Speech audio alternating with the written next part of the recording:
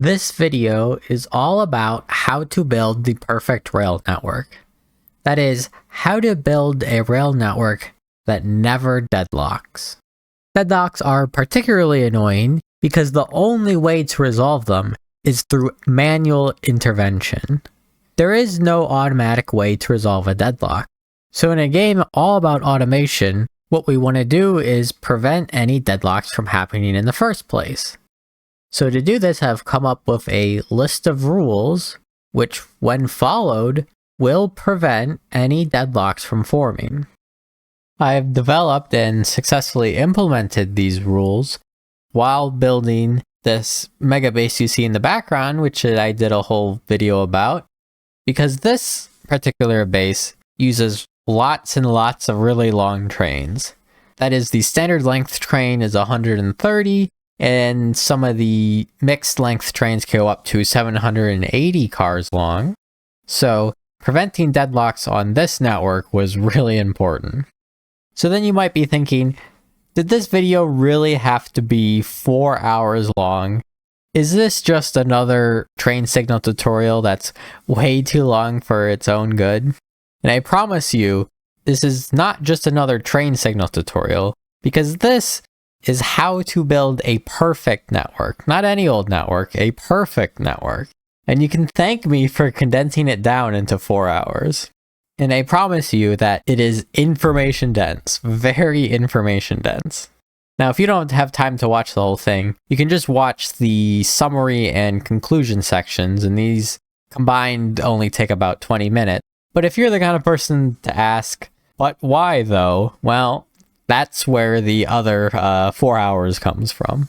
Also at the end, there's a bit where I talk about how do we prevent deadlocks in real life networks, and how does signaling in Factorio compared to signaling in real life, if that interests you at all. So the first thing I want to go over is that I want to make a distinction between traffic jams and deadlocks, because they both involve a bunch of trains sitting around. In a traffic jam, if you look at the last train, in order for that train to move, the train in front of it must move. And in order for that train to move, the train in front of it must move. But that front train is not waiting on any other train to move. In this lineup of trains waiting for other trains to move, the front train is able to move. And this means that this kind of traffic jam can be resolved automatically. It's just a lot of congestion on the system. However, in a deadlock scenario, if we first look at the train entering from the top track, in order for the top train to move, the train on the left must move. But then in order for the train on the left to move, the train on the bottom must move. But then in order for the train on the bottom to move, the train on the right must move. And then in order for the train on the right to move, the train on the top must move. And therefore we get the paradox where, in order for this train to move, this train must move. And the only way to solve this paradox is through manual intervention.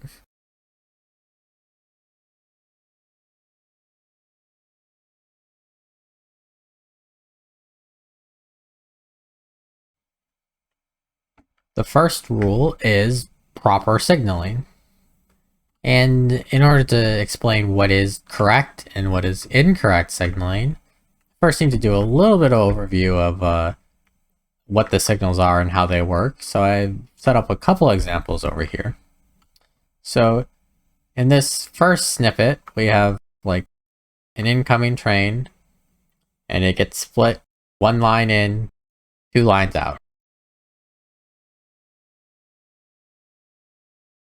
Right, it gets split. I have a rail signal just before the split and 2 more standard rail signals after the split.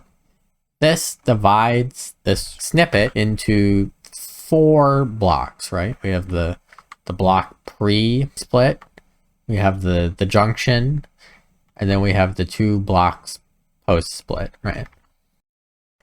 This signal here, the standard signal here, is giving a green signal, right? And that's because the standard signal looks at the next block, or the block just in front of it, and asks, is there a train there, or is there not a train there? if there is a train here, it's red, and if it's not a train there, then it's green. So there is no train in this block, so it's green, and if I put a train there, well, now it's red because there is a train there, right? Now, if I put a train over here, so both outputs are blocked, you'll notice that the rail signal stays green. That's because it does not care what happens in any other block, right? Every other block is irrelevant to this, to a standard rail signal, as I keep saying, it only looks at the block in front of it. Everything else is irrelevant to the standard rail signal, right? That's very key. Let's contrast that to a rail chain signal. So I have the exact same snippet over here on the right, except that I've replaced the signal just before the junction with a chain signal. And this chain signal is providing extra information to this train, because this train is entering into this junction and it wants a go or no go signal. Should I enter or should I not? And the chain signal is providing extra information. Let me get rid of this one. First of all, it has the exact same operation as a rail signal for the first block, as in it looks at the block in front of it, so this blue or cyan, and it says, is there a train there? If there is no train there, it's green, and if there is a train there, it goes red, right? So that's the exact same thing as the standard rail signal. However, it's not just looking at this block, it is also looking at the rail signals at the other end of the block, right? So it's looking at this chain signal is looking at the block, the next block, and the next signals. And this is where the extra information comes from. A green chain signal means that the next block is clear and all signals are green too, right? So the next block is clear and all the signals are green. A red means that the next block is not clear, right? Or all of the signals are red, right? So it's full, red, red. Then this also turns red.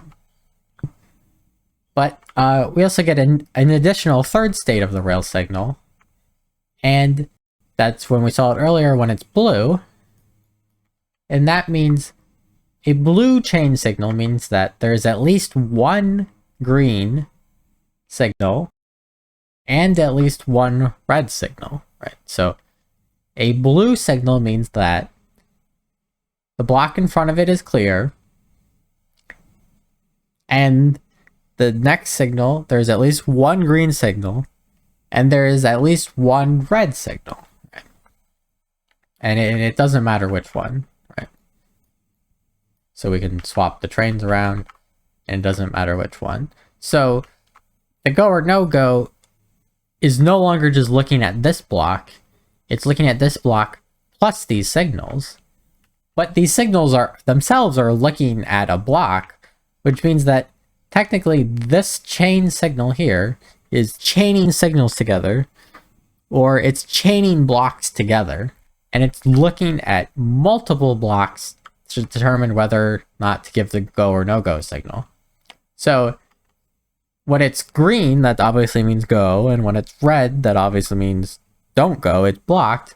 When it's blue, it has to be left up to the train pathfinder to determine that whether or not the path that it wants to go is green, or, you know, one of the clear paths is a valid path, right? But the chain signal can actually do so much more, much more, because the chain signal can chain off of itself. Because right now, we're chaining off of just standard signals, but these could be chain signals. So you can chain signals, right? So Let me just add like another junction here.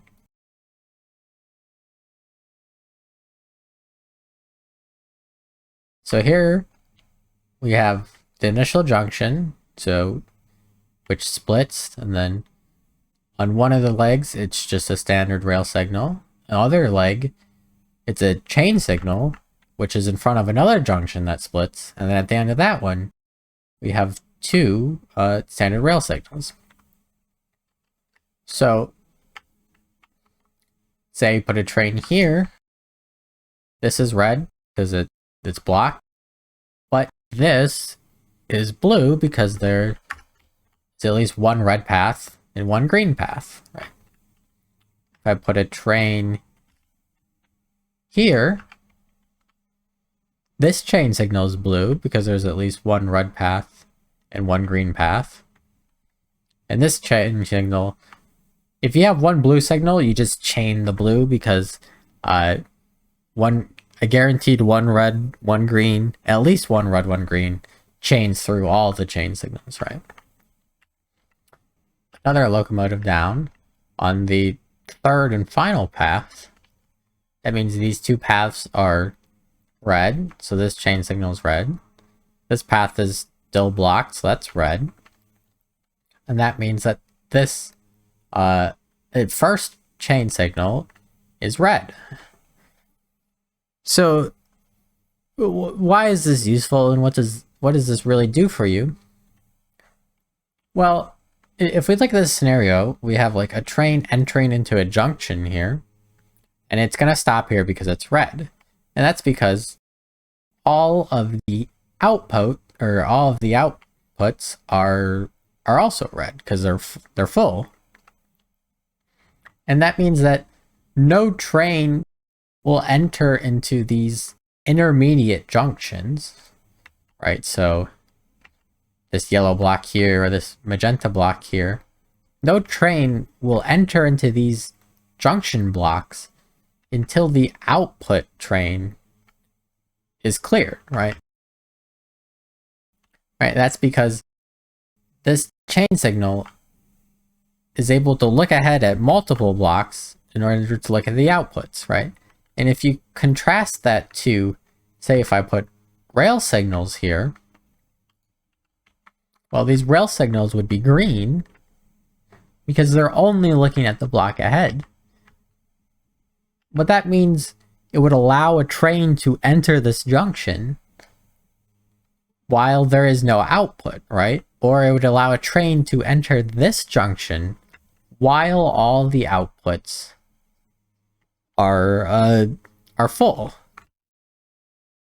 So by putting chain signals in front of the junctions, basically you're protecting the junctions from any trains entering unless the train can also exit the junction, right? All right, so finally, I'll bring this signal lesson back around to the actual topic here, which is how to build the perfect rail network. To draw like a real life analogy to this is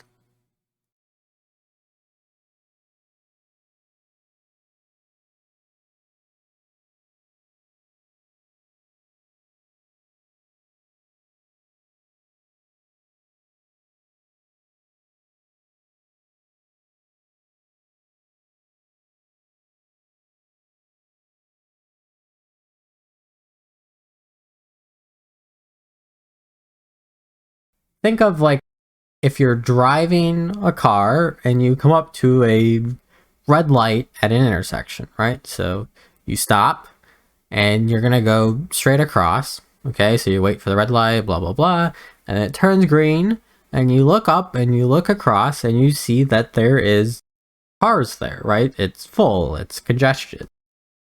So as soon as the green light goes green, or as soon as your light goes green, do you just immediately enter the intersection no matter what's happening on the other side of the intersection? Right? Are you a standard signal that just looks at the junction block ahead and says there's no car, so I go there? Or should you be a chain signal who says, yes, the junction is clear. However, if I want to clear the junction, as in if I want my car to not exist at all in this intersection, I need space after the intersection, right? So I need to let the signal after the intersection in order to clear the intersection, right?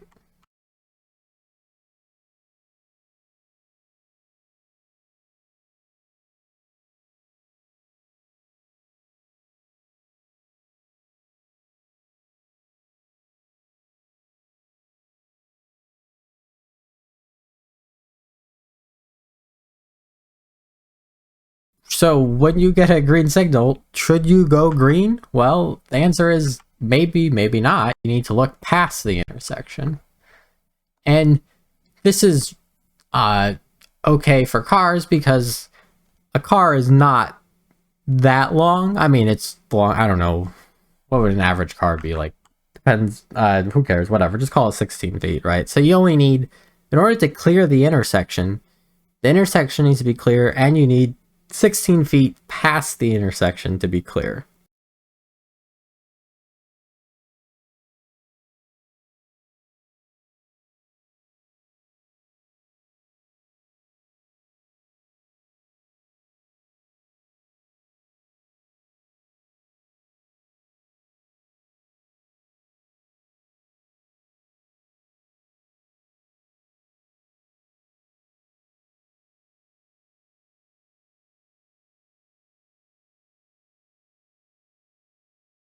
If you compare that to a train, so these are just like one length trains, but let's just say you used a pretty small train, and you used 1/4s, right? I mean, that's not a long train. If you want to clear the intersection needs to be clear, and you need 5 wagons length, or I'll just say 5 cars length, of space after the intersection. Because if you only have 4, well then one of the wagons, the caboose, is going to be sticking out in the intersection. How do I guarantee that all 5 wagons will clear the intersection, right? Because I never want any wagons sitting in the intersection. Well, let's say it wants to go down this first leg here.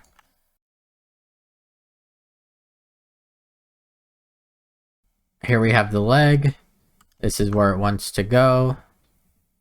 It has a green because there's no locomotive or wagon sitting there. Right? So let's just kind of walk it through. Going left. And oh, alright, so just about right there. So now it's fully cleared the intersection, right? Now this is still red because there's all the outputs are full, but this train has fully cleared the intersection.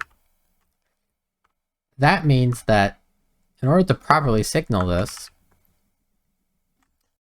the first signal I can put is up here. As there may be some congestion and there may be a train in the very next block, so it may have to stop immediately after the intersection. But in order to clear the intersection, it needs a minimal amount of space, right? So let's show a bad example here.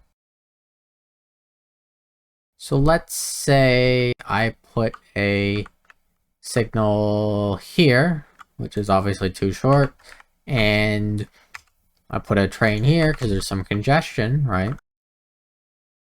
So let's comes up to the intersection. It wants to go left. This signal shows that it's green, so it goes, okay, I'll enter the intersection then. So it goes, but this length after the standard signal was not long enough to hold the train, so it stops at so it stops here. But as you can clearly see, it did not clear the intersection, and therefore there's a chance that this could cause a blockage in the system. So this is how we get to the very first rule. Congratulations, you made it to the first rule. And that is, your train network must have a maximum train length. You have to define a maximum train length. And wherever you use a standard rail signal, the preceding block must be at least that length, right? It cannot be shorter. Obviously, it can be longer, but it cannot be shorter than the max train length. So, in order to make this work here, we had perfectly signaled, right? And this block is greater than or equal to the max train length, which we'll just say is 5. Therefore, it's able to fit inside there, and you're not blocking the intersection. Any block after a standard signal must be greater than or equal to the maximum train length. That is the first rule. There's a misconception about this, and that is, why is this a chain signal, right? And, well, I mean, I just gave you the answer, and that's because the block after this signal, we'll just say the max length is 5. This is shorter than 5, and that's why this is a chain signal. And the misconception is that this is not a chain signal because this is a junction. This is a chain signal because this block is too short, right? Also, say I want to put a standard signal here, but I still want it to be a junction. Well, I can take a little modification.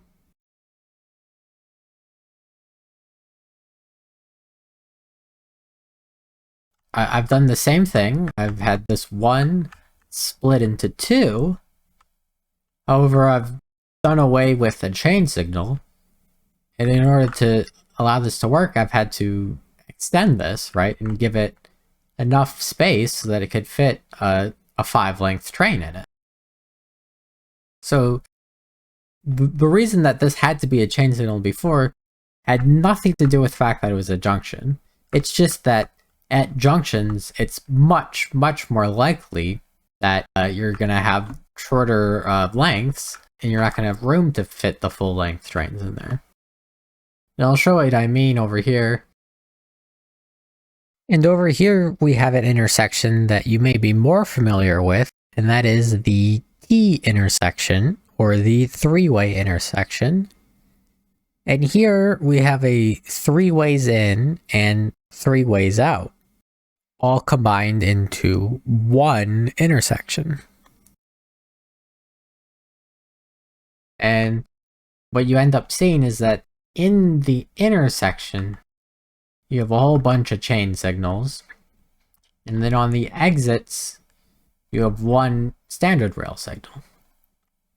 And again, the reason why, like, this signal here is a chain signal is not because it's a junction, but it's because the block after is a length of about 1, which is shorter than, we're just going to assume that the max length is still 5. So 1 is less than 5. So then if we look at this signal here, why is this a chain signal? Well, we look at the next block, and that length is less than 5, so that has to be a chain signal. And then we look at this signal, that's the same block and it's less than 5, right? And you look at, and then say you look at this one, and this length from here to here is less than 5, so it has to be a chain signal, right? And repeat throughout the entire intersection. And then at the exit, so here we have, this is an exit, this is the exit, and this is the exit, we have a rail signal, a standard signal. And this is because presumably after the intersection, there is a length of for at least 5 cars, right? And this is how we get the simplification of this whole process into a simple phrase of chain in, rail out. As you can see, when you're trying to enter into a junction, or you're already inside of a junction with multiple intersections, you're much more likely to get these short blocks where they're not long enough to hold a train, so you have to use these chain signals, right?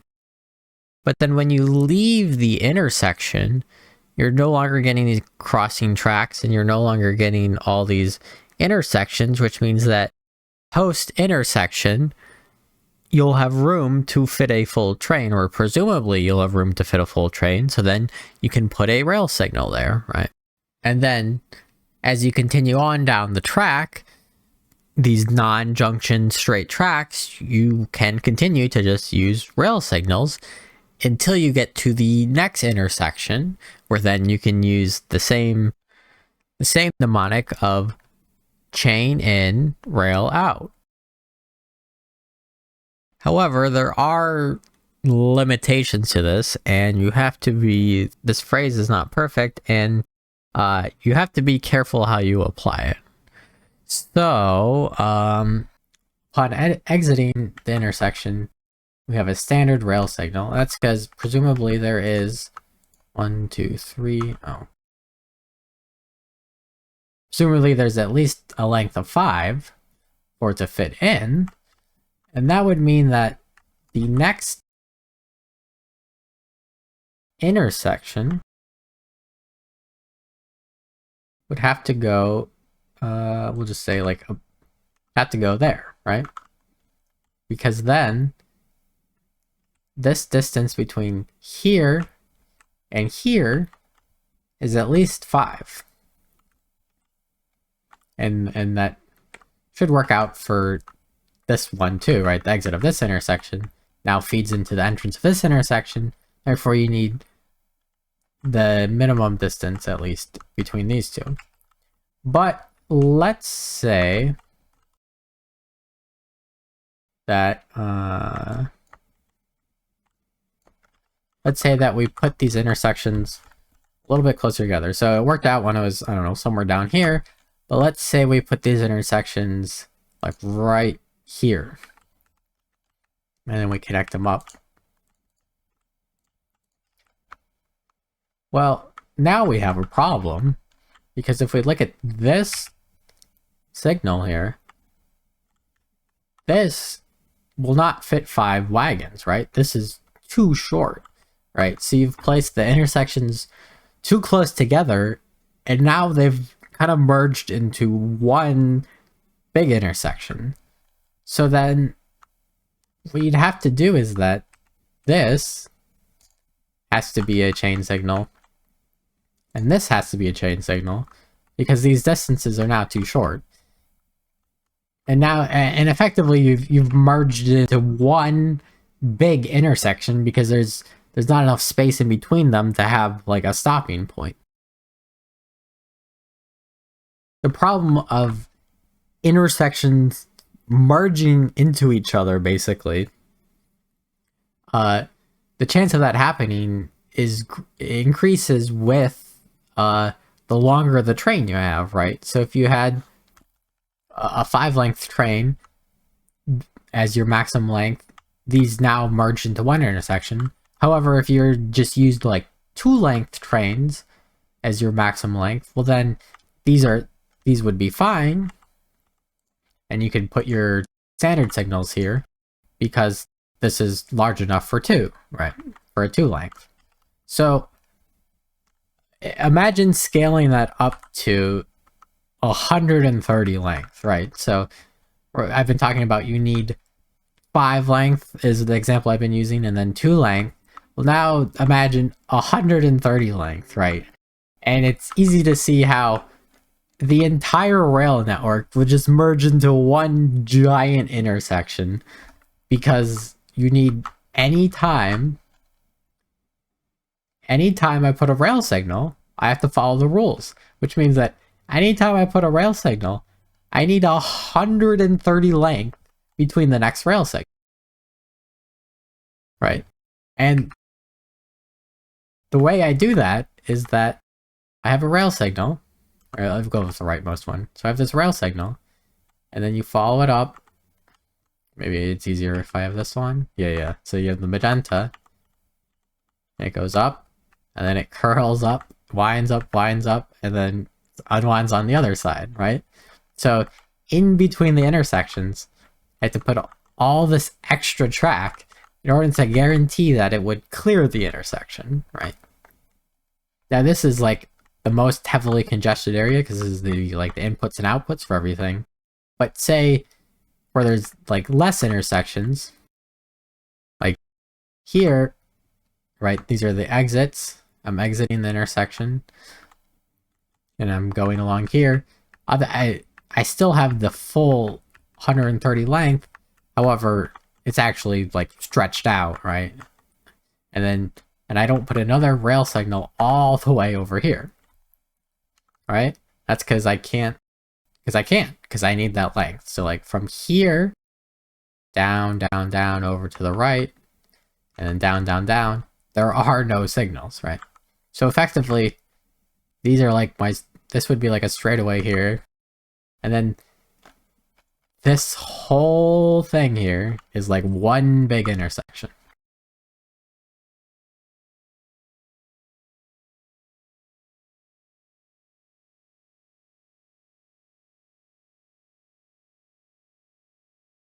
So there's a few more edge cases and a few more configuration of signals that need to be discussed before we can move on to the next topic. If you think of some edge cases here, so what if everything was a chain signal? What if I didn't use standard signals anywhere in the network? If we use all chain signals, one way to interpret this is to convert all rail signals into chain signals. Another interpretation of this is, what if I took every single slot available and at every single slot I put a chain signal?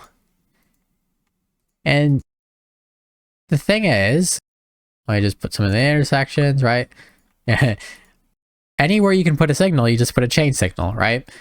Then what would happen? Basically, you'd convert the entire network into one giant intersection, right? There'd be no stopping over points anywhere in between intersections.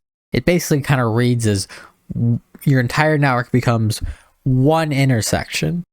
And while this would allow for no blocking, right? You wouldn't end up with a deadlock that way. What you would end up with is a very, very low throughput because you'd allow very few trains on the network because, well, you have no stopping points. You have no intermediate points where the trains can stop in the middle of the network, right? Because you've removed all your rail signals. The chain signals chain off of themselves, right? And we kind of covered this in that you can chain signals. This means that the last chain signal in the chain of chain signals will actually evaluate the rail signal. However, all the other chain signals will continue to just chain off of each other.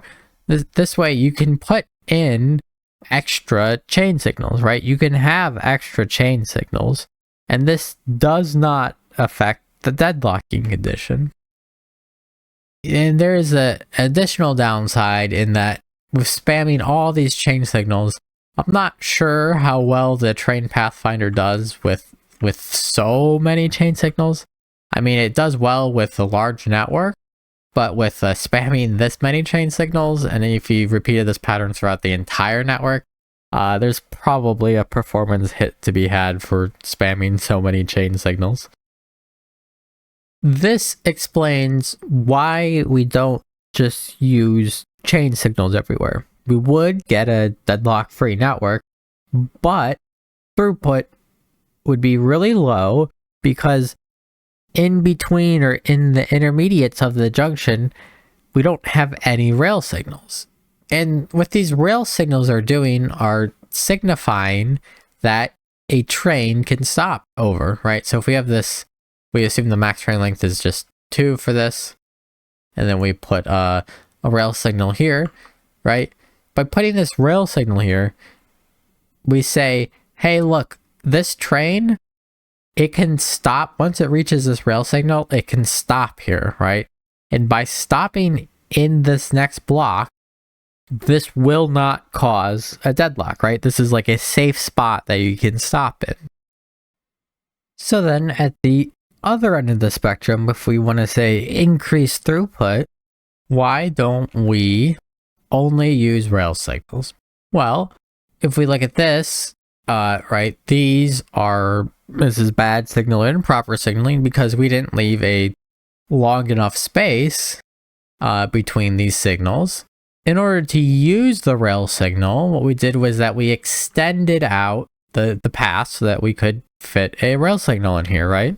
So then you might say, well, this doesn't work, but we could extend out this path, extend out this path, extend out this path, extend out this path, right? Extend out this path, right? And, repeat throughout the entire thing. We could just really expand out the intersection and make all these spacings long enough so that we could fit a train, but then we could use only rail signals, right? And theoretically, we'd get a high throughput too, because we have all of these stopping over points. So, here's the thing. I haven't lied to you.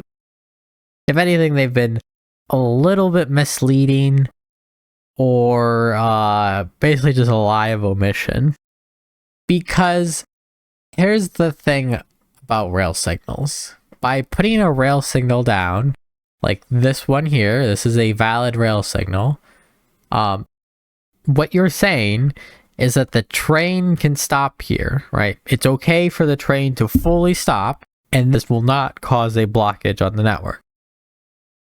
And one part of that, or one half of that, is that it has to be properly sized such that the train can fit inside of that block, right? But there's another half of this, and that other half is what type of junction it's stopping in. Some types of junctions can be signaled or stretched such that you can use rail signals, right? However, some types of junctions cannot be stretched out like this, and no matter what you do, that junction requires a chain signal. There is no way for you to refactor the junction such that you can use a rail signal. You are forced to use a chain signal.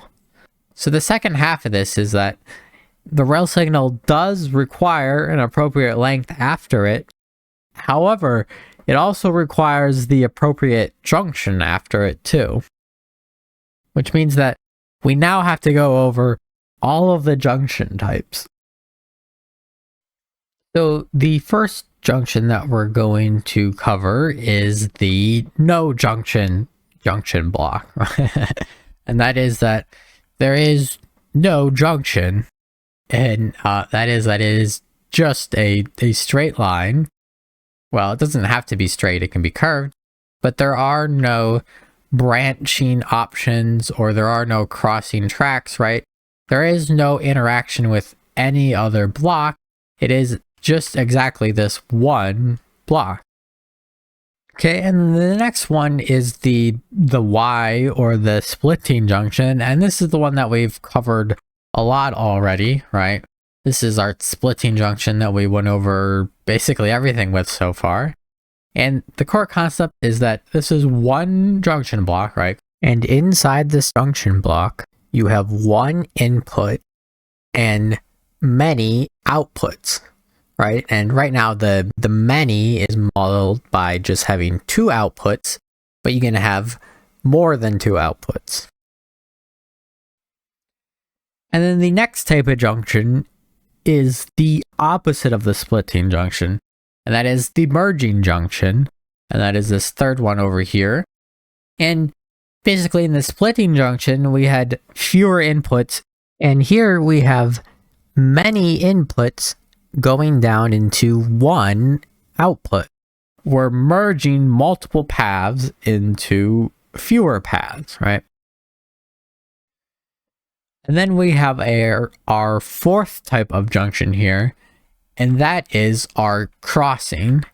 And the things with crossings that make them unique here is that we have two paths, and the paths cross each other, but they do not actually intersect with each other, right? If you have a train on this path, there is no way for this train to get over here to this path. Similarly, if you have a train on this path, there is no way for this train to get onto this path, right? So if you have a train on this entrance, it can only exit over here. It cannot exit on this path. So the crossing is when you have multiple paths that cross each other, but they don't actually interact with each other. So in summary, we have the no junction junction, which is a single path that has no branching options or doesn't interact with any other paths. We then have the splitting junction, which takes in one path and outputs multiple paths, thus splitting the paths.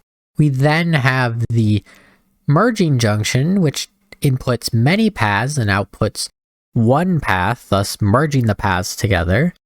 And then we have the crossing junction, which has many paths. However, these paths do not interact with each other. Or I should say they don't transfer trains between each other.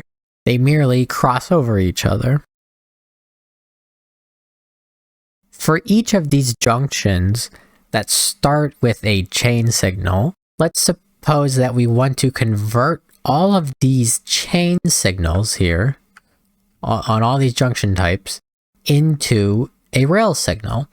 And then the question is, as we do that for each type, what problems or maybe no problems arise from doing that, right? So let's first look at this no junction junction and try to extend out the junction such that we don't need a chain signal here. So what will we do? Well, first we just extend it out.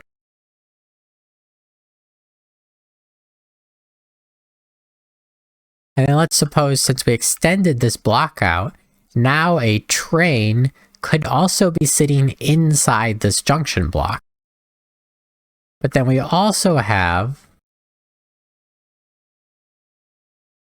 a train before the junction block trying to enter the junction block in, right? So basically we have the input to the junction block itself, and then the output to the junction block.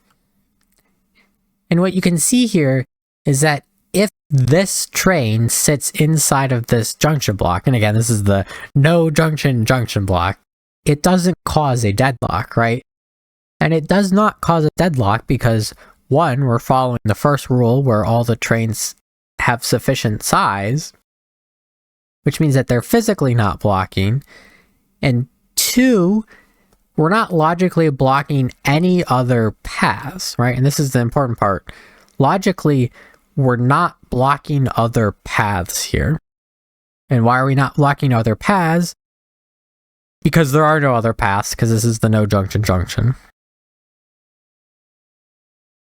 So let me set up the same situation for the splitting junction, where I try and convert this chain signal into a rail signal.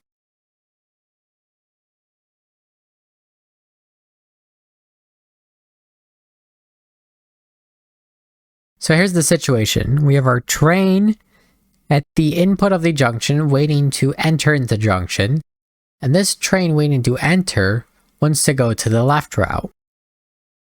And then we have a train inside the junction already, and the junction has a rail signal on it.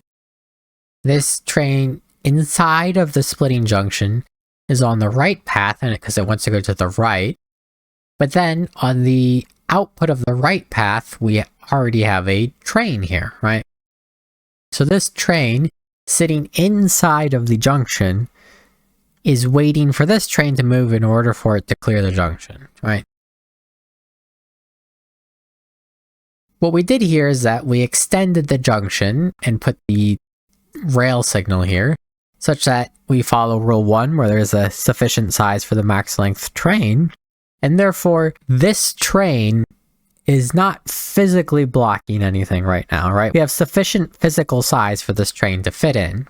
However, this train is outside of the junction waiting to go through the junction, and it wants to go left here to this left leg, and physically, there is no train in the way. There is nothing blocking it physically from going through. However, logically, it still has a red signal, and thus, logically, it's being blocked from going through the intersection. And previously I said this would cause a deadlock, right? This was a problem. As you can clearly see, it did not clear the intersection, and therefore there's a chance that this could cause a blockage in the system. And well, that was a lie. And I did it just to kind of streamline and simplify the opening arguments. Instead, even with evidence to the contrary seeming to back my original idea, telling you that this is not logically blocking this train. This train inside of this junction, this splitting junction, is not going to deadlock this train, right? This will not cause a deadlock. Furthermore, there is no way in a splitting junction to cause a deadlock. Thus, you never actually need a chain signal at the entrance of a splitting junction. And that is, you don't need it for logical reasons. Now, if you don't physically have enough space, you do need that chain signal. But for logical reasons, you don't need to put a chain signal in front of the splitting junction. So how can this be true? And there's something I've said several times that's really important here, and that is that a splitting junction goes from one input to many outputs. And what I mean by that is, in any configuration, a splitting junction can only ever have one input, but it can have two or more outputs, right? As many outputs as it can have. And that single input does something really important, and that is that all the trains going through the splitting junction are in a queue before they enter the junction. No matter what, they're in a queue because there is only one input. Now, how does that help us? Well, let me remake this junction, but this time with the chain signal. So what I'm going to do is put a chain signal before the splitting part of the splitting junction, right? And that means that when this train comes up to this chain signal, and it wants to go straight through or to the right leg here, well, that right leg is blocked. Therefore, the train is going to stop outside of the junction. But when it stopped outside of the junction here, what you'll notice is that it's still blocking this train from going to the left. And when it was in the junction, this train was still blocking this train from going to the left. That means that until this first train completely clears the splitting junction, this second train will not be able to move through the junction, right? Because it's a queue. Whether this train sits outside the junction or inside the junction doesn't actually matter, because in both cases, the train still hasn't cleared the junction, so that the train, which means that the queue of the train behind it won't be able to clear the junction anyways, right? And again, this train will only be able to clear the junction if the train in front of it has cleared the junction. But sitting inside of the junction does not count as clearing the junction, it's still just sitting inside of the junction.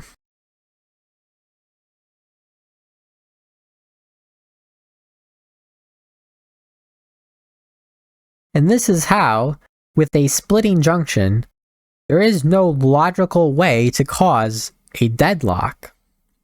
Therefore, for logical reasons, you never have to put a chain signal in front of a splitting junction. So let's go ahead and do the same thing for the merging junction, and thus convert these chain signals into rail signals. So let's say there's a train on the output, and there's one train on each of the inputs, and we have a train inside of the junction. In here, we've extended out the junction such that it's long enough to accommodate the max train length, and then we've put rail signals in here. And thus, we've removed the physical blocking of sufficient size to use a chain signal. But now the question is, do we need to have chain signals here because of the logical blocking that it could cause? And the answer here is also no. You do not need a chain signal at the entrances of a merging junction for logical blocking reasons. And it's actually the same exact reason as the splitting junction, and that is in the definition of a merging junction. You have many paths merging down into one single path, and the key is one path, right? It might sound familiar. If the trains waiting to go through the junction wait inside the junction or outside the junction, it doesn't actually matter because they're all going to the same location. They're all going to that one path. So if a train gets called and only makes it partway through the junction and then sits and waits in that junction, it's not logically blocking any other train to go through that junction because that first train needs to clear the junction before any other train can go anyways. So the same idea is that I could put chain signals there to make them sit outside of the junction, but it doesn't actually matter if they sit inside or outside of the junction. Because again, they're all going to the same place, and that's definitionally what a merging junction is. They're all going to the same place.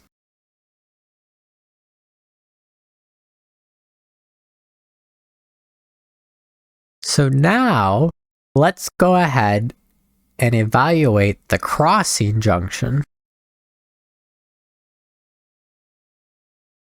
So then let's replace these chain signals with rail signals, right? So in this crossing example, we've replaced all of the chain signals at the input with rail signals. And we did this by making a sufficiently long rail, right, to obey rule 1. So here we have the crossing junction where we have one path going straight up, and then we have the other path going across. And again, the trains can't transfer between each other, but they do cross each other.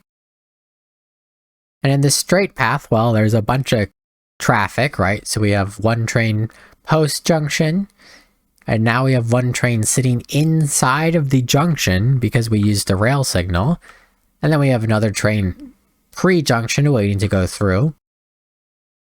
But here we have, on the other path, we have one train waiting pre-junction to get through, but there is no train on the output, right?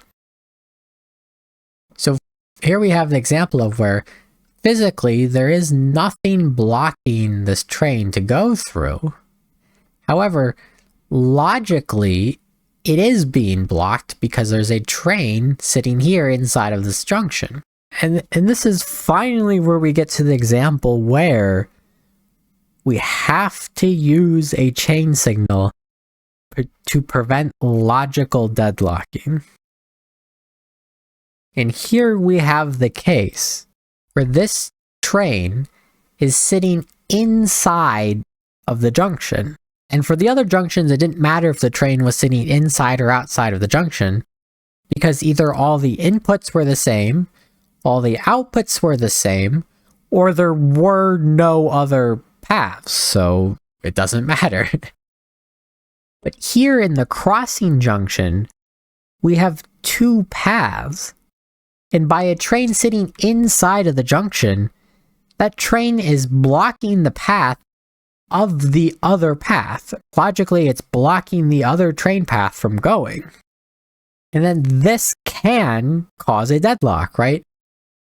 And in my little cartoon drawing earlier with the cars, this is exactly what I showed, where I had a four-way intersection, or I had traffic trying to go across the intersection, but that traffic was stopped and caused a deadlock because the train was sticking out inside of the intersection, right? The caboose was still inside of the intersection. And that's a case where when you have cross traffic, you cannot leave the train to sit inside of the junction. The train has to sit outside of the junction, which means that in this crossing example, I have to use a chain signal to prevent the train from sitting inside of the junction. It does not matter if there is sufficient space or not for the train to fit. Logically, I have to use the chain signal in front of the crossing. This brings me to rule number 2. A chain signal must be placed in front of any crossing junction. It does not matter if there's sufficient space or not, it has to be placed in front of any crossing junction. This is also in part where the phrase chain in, rail out comes from, in that we already covered the physical space limitations, and that looking into an intersection or inside of an intersection, you're much more likely to find blocks that are not sufficiently long, thus requiring a chain signal. But also, for logical reasons, you need that chain signal in front of a crossing. And where are you more likely to find that crossing? Well, you're going to find it looking inside of an intersection, right? You're not going to find it on the outside of an intersection, because by very definition, it's no longer an intersection then, right? So this is the second origin half, or second reason why the phrase chain in, rail out comes from, right? So as the final piece of the puzzle, why are merging junctions many to one, and why are splitting junctions one to many, right? Why make that definition distinction? And the answer is that more complex intersections and junctions can be reduced into these 4 components of the no junction junction, merging, and splitting. Any large network or large intersection can be reduced down into these elements here, right? These are the fundamental building blocks of any junction or intersection. So let's say, for example, you have 2 inputs and you also have 2 outputs. Right, you have 2 inputs and 2 outputs, and you want all of your inputs and all of your outputs to go to each other, right? So you have your right leg, and it can go to the left or it can go to the right. And then here, this left leg can go either to the left or it can go to the right, right? So this would be like a many to many kind of intersection. But what you'll notice here is that what you have is you first have a splitting junction, right? We're going from 1 to many, which is 2. Same over here, where we have a splitting junction, we're going from 1 to 2.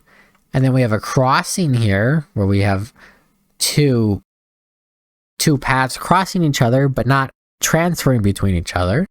And then we have a merging junction over here, going from 2 down to 1, or many down to 1. And then we have another merging junction over here, where we have a many going into 1, or a merging junction. And this is why these are the fundamental building blocks of any junction.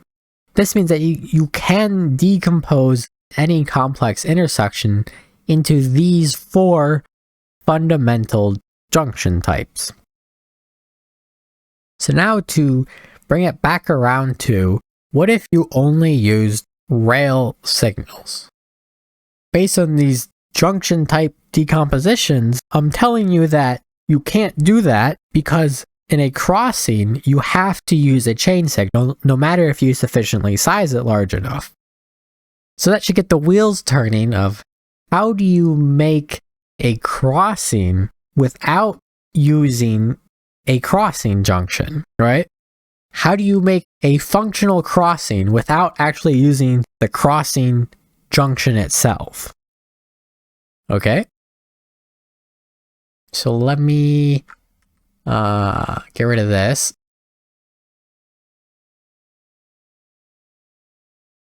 And this is where I make the point that you can do this because a crossing is not even a fundamental building block of junction types. You can decompose a crossing into more fundamental building blocks.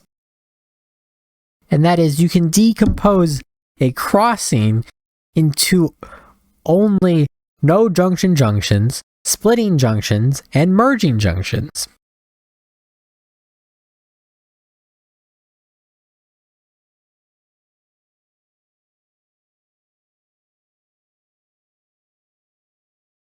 And here on the left, I've constructed a crossing without using the crossing junction. And that is, this left path can make it to the right path. And they do that by first doing a merging junction and then going through together and then doing a splitting junction. And by doing this, you can get a train from the left to the right without actually crossing the track. And you do this by merging the tracks together into one, and then at the end, they can split back off into their separate paths again. So this is one way you could create a rail network with only using rail signals, is because crossings are not actually fundamental building blocks of a rail network. So there's 2 versions of the what if I only use rail signals, right? The first is what if I replace all chain signals with rail signals? But then the follow-up is, what happens if I put a rail signal at every available location, right? And I kind of did the same thing for the chain signals. What happens? Does this deadlock? Is this a good rail network? And here's the thing. Not only does it not deadlock, it's actually high throughput too. So wait, are you telling me that a deadlock-free solution with high throughput is to spam rail signals anywhere and everywhere? And my answer is yes, Asterisk. So the question is why? So I specifically showed this in the example where I decomposed the crossing junction into a merging junction and a splitting junction. And presumably if you decompose all of your crossings in your network into your fundamental building blocks of splitting and merging junctions, then logically, you have no reason to ever use a chain signal. So that takes care of rule 2. But then we have rule 1 still, where we say, well, you can only use a rail signal when you have sufficient space. But the true question is, why do you need sufficient space? Like, what causes you to require that space? And the answer is, the reason why you need that space is because of the chain signal. And the only reason to use a chain signal here is for the crossings. So if you remove the crossings, you no longer need to follow rule number 1.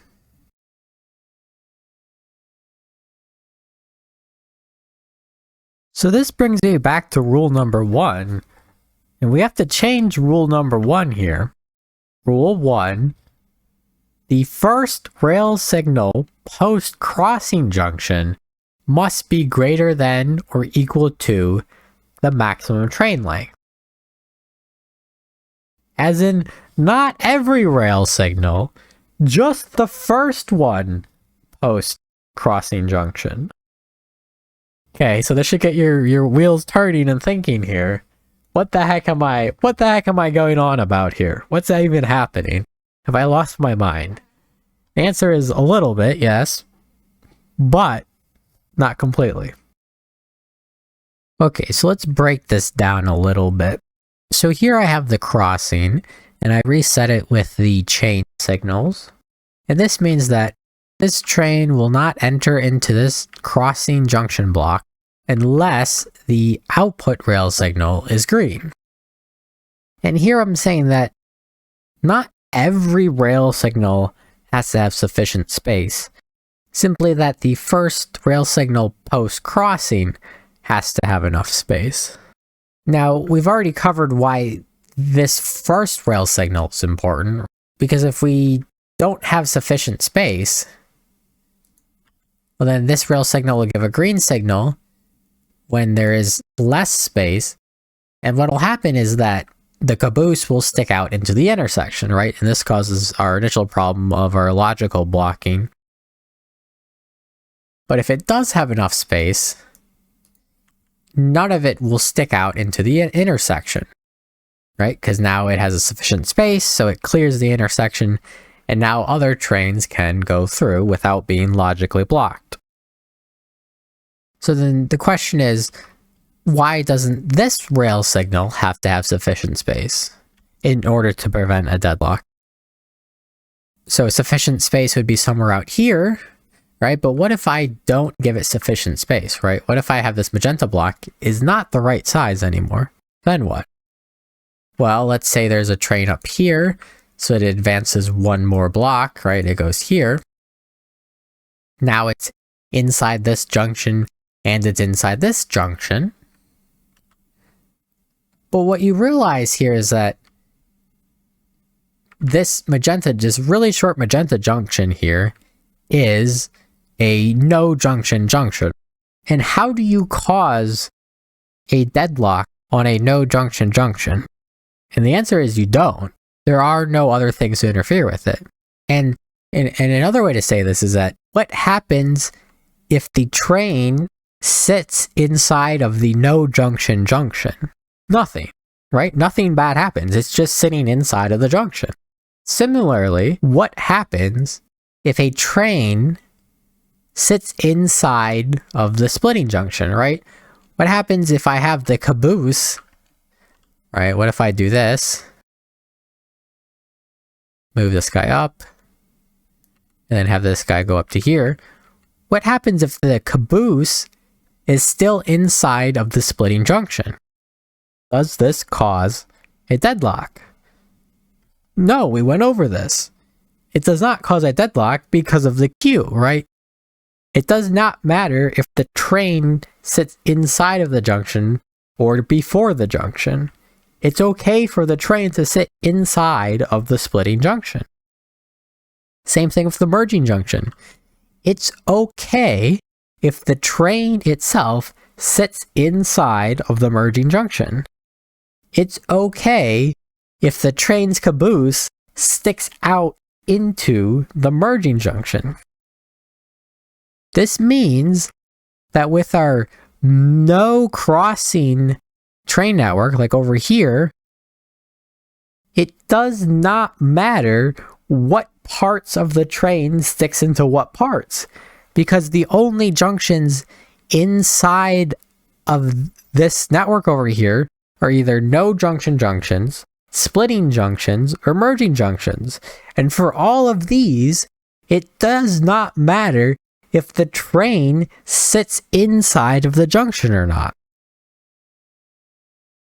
Therefore, the spacing of all of these rail signals do not matter. They do not have to be sufficiently large. And because they don't have to be sufficiently large, you can just spam them everywhere. It does not matter. The only time where it matters, the only time when we don't want the caboose to stick out in the intersection is for the crossing. And the only time that matters is for that first rail signal post-crossing junction. Thus, from a deadlocking perspective, the only rail signal that has to have sufficient sizing is the first rail signal post-crossing. So if this is so great, why don't I use this everywhere? Why doesn't everybody use this everywhere? This is incredible. You could just spam rail signals everywhere and anywhere, and it works. Well, there's a couple reasons why you don't see this, and I don't really do this either. One is, I generally don't, or I shouldn't say generally, basically never decompose crossings into splitting and merging junctions, right? Which means that you have to have the sufficient space post-junction, right? So you can't do it everywhere. But the biggest problem here is that kind of the same issue with spamming the chain signals everywhere, in that now you've divided up your rail network into many, many, many, many blocks. And the rail pathfinder has to pathfind through all of these blocks. I think if you were to do this throughout the entire train network, this would actually cause pretty significant slowdown of the train pathfinder and possibly of your UPS, right? I guess also it just looks a mess and it's kind of hard to follow what's happening. It just looks so much nicer to have a rail signal properly spaced every so often. Just note that it doesn't actually have to be like that. So far we looked at what would happen if you only used chain signals, and then we looked at what would happen if you only used rail signals, and next I want to look at what if you didn't use any signals at all. And the answer is, this works. It works really well, and I use it in this base. And where I use it is in these mixed sushi trains. They're on a closed loop. And in this loop, there are no signals.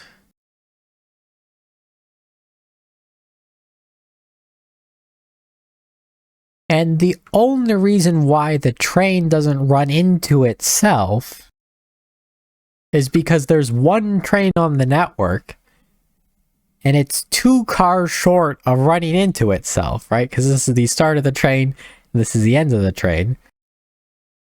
So the only train it could run into is itself, and it can't run into itself because it's 2 cars short, which means it can never hit itself, right?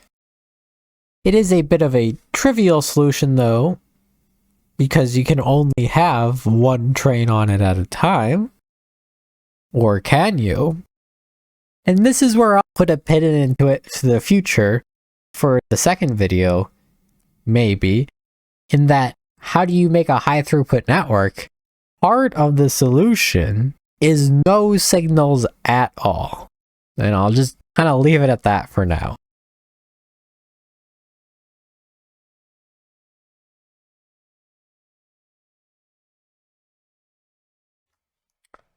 Now that the network is correctly set up and correctly signaled, now we need to have interfaces to the network, and we need to signal and structure these interfaces properly too. So an interface on the network comes at 2 ends. So at the main base, we have full trains going off the network, right? And we have empty trains coming back onto the network. And at the outposts, we have empty trains going off of the network and full trains going back on the network. So these are the 2 interfaces. We have interfaces at the outposts, and we have interfaces on the main base where the trains are coming on and off the network. So how to structure these properly, or how to signal or set up these properly. So I think a good place to start is with a real life analogy.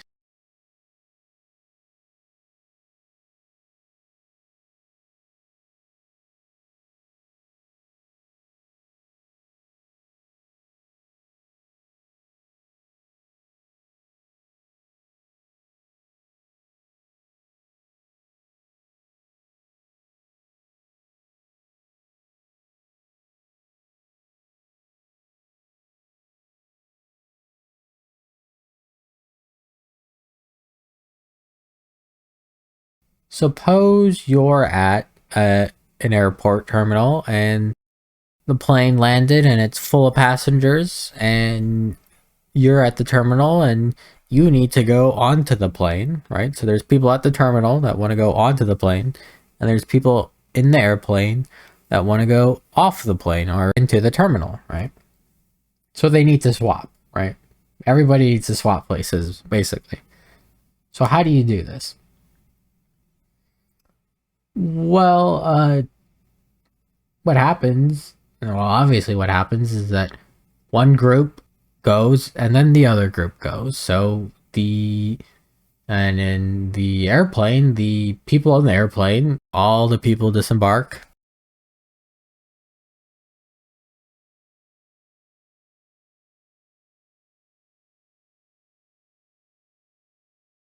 And then all the people in the terminal embark onto the airplane, right?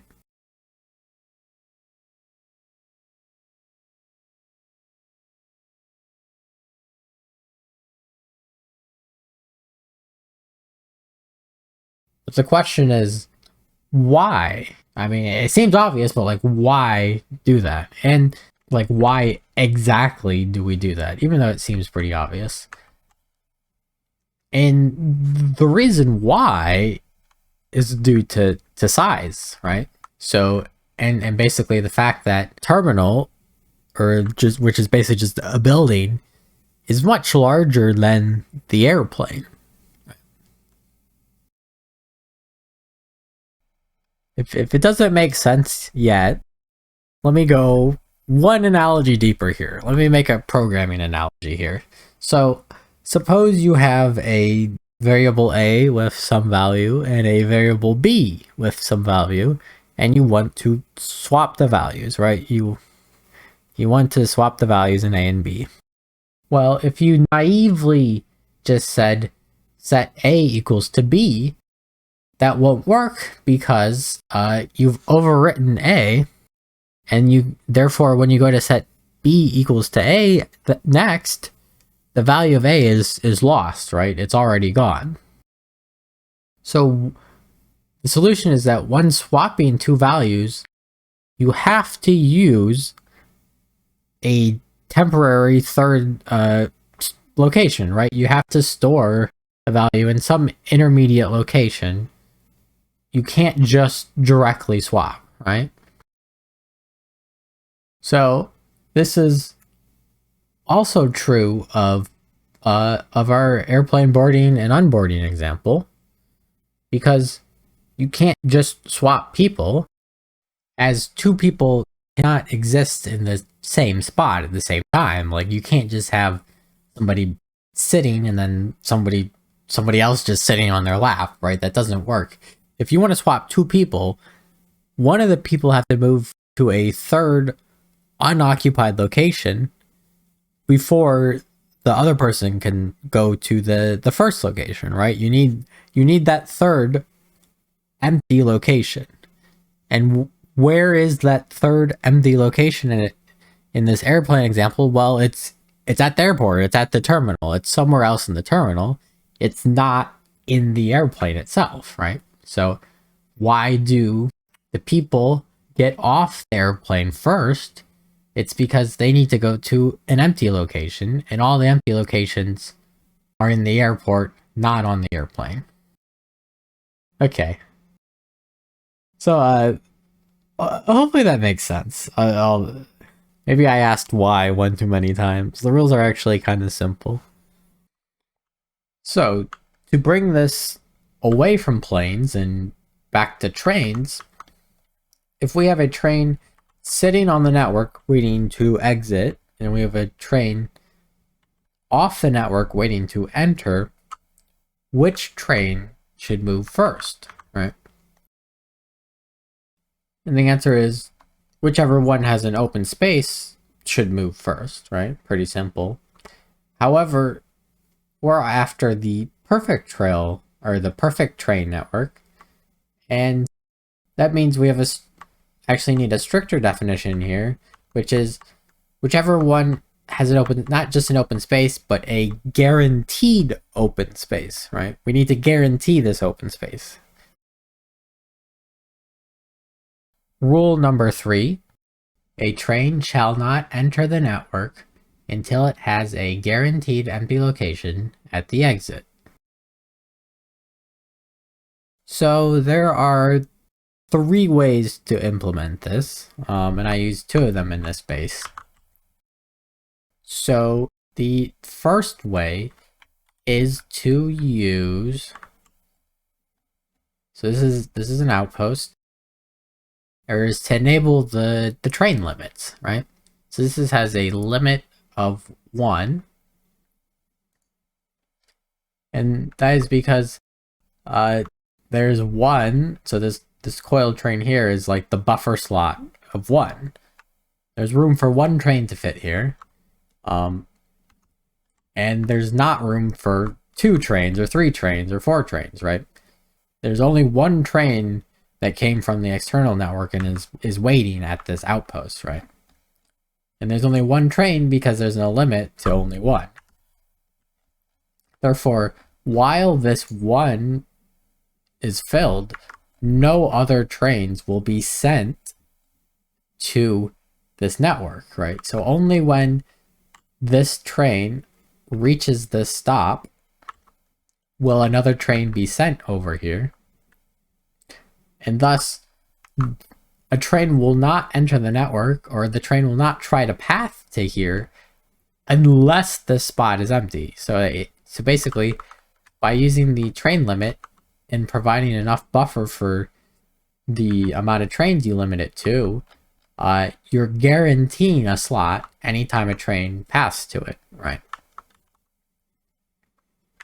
Now, the second method is to use the circuits, because you can use the wires and use the circuit network to turn on and off stops based on, right, in order to set limits, basically. And this is very similar to the train limit here, but you can do it with circuits instead.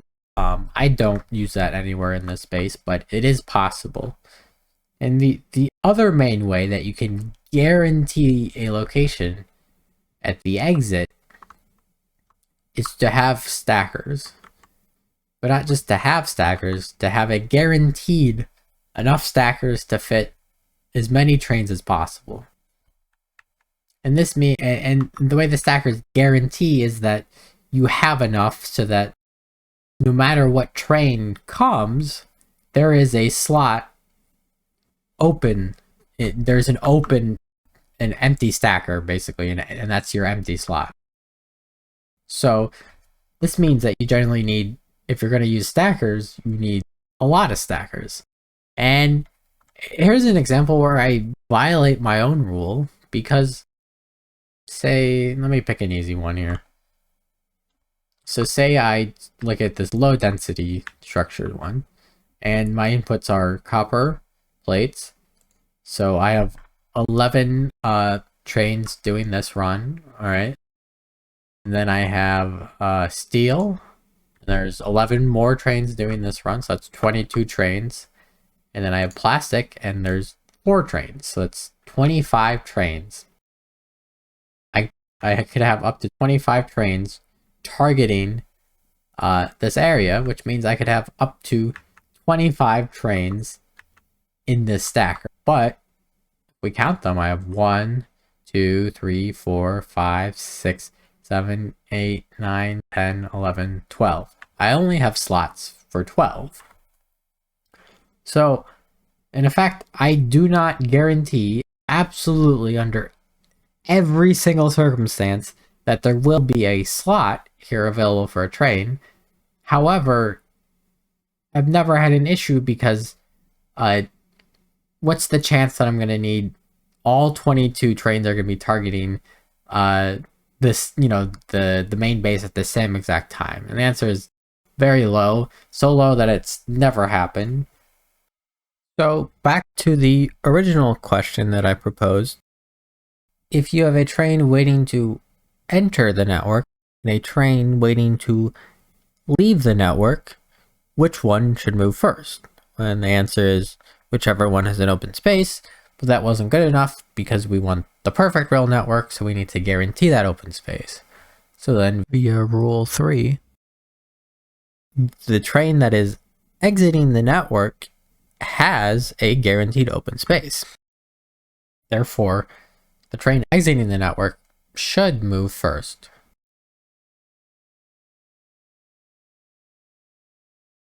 So this brings me into rule number 4. Trains exiting the network have higher priority over trains entering the network.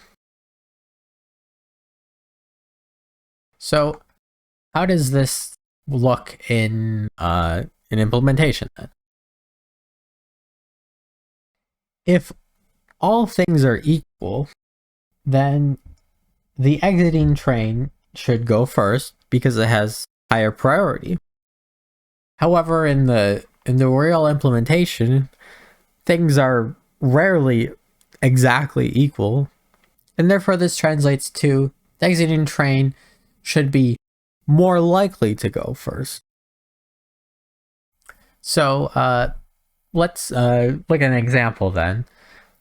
So here I am at the main base interface, so the trains are coming off the network and entering into the main base, and they're exiting the main base and going to the main network, right?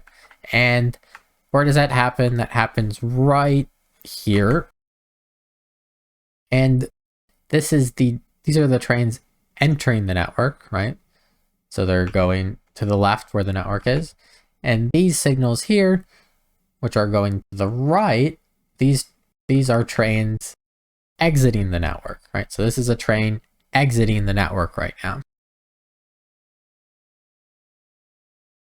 So one of the things that makes the comparison unequal is that trains can be moving and trains can be already in the middle of the intersection. As you can see, the exit and the entrance cross each other, but that's not a problem.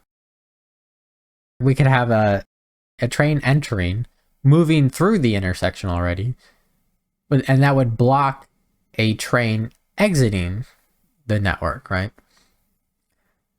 And that doesn't mean that the train exiting has a lower priority.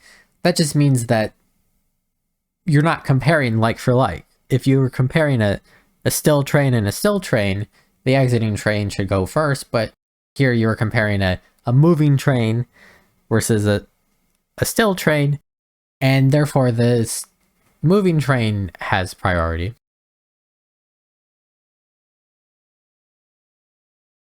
And the way you give priority to the exiting train is you can do it with signals here.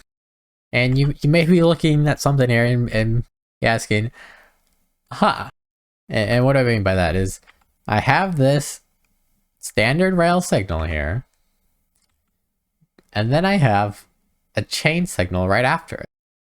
That if you look, this violates rule number 1. The subsequent block after a rail signal is not greater than or equal to the maximum train length, because that's obviously a little magenta block there that is not 130 miles in length. So there's a couple of explanations here. So first off, this gives priority to the trains exiting the network because when they come off the network, they're going to be looking at this rail signal. And this signal will go green. It'll give them the go signal if this block is clear, right? And so this is a very small block to have to be clear. However, if we look at the signals for a train to enter the network, well, it's coming here, so this block has to be clear, right? Then here, and then this block has to be clear.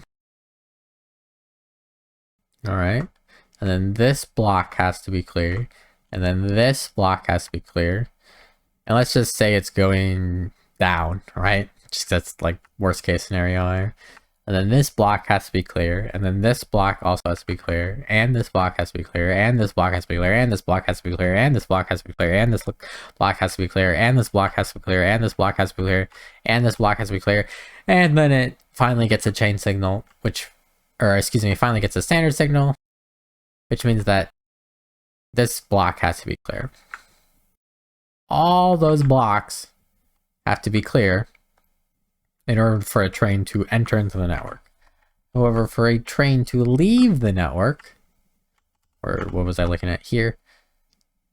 Only this tiny little block has to be clear. And this gives priority to trains exiting the network. So as far as implementing the priority, do you really need to implement the priority for exiting trains?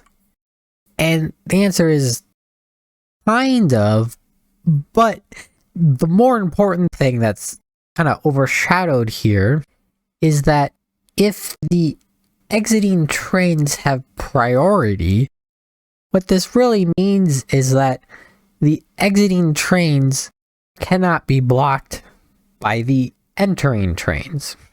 And that's the root of this rule is really more about the fact that the trains that are exiting the network really cannot be blocked by the trains that are entering into the network. Whereas the trains that are entering into the network can be blocked by trains exiting the network, right? And that's kind of like the main reason behind this rule. So, so also based on this, we need to modify rule number 1 as well. Rule number 1 says, the first rail signal post-crossing junction must be greater than or equal to the maximum train length. There's an exception to this rule. If shorter, a correctly sized empty location must be guaranteed in a subsequent block via other methods. For example, rule number 3. If a train entered the network, it is guaranteed a spot at the exit. That means that if it gets to here, right, if the train gets to here, it's already guaranteed a slot in one of these stackers here. That means that this rail signal doesn't have to have an empty spot for it, because the empty spot is guaranteed in a subsequent block in these stackers, and it's guaranteed that because of rule number 2.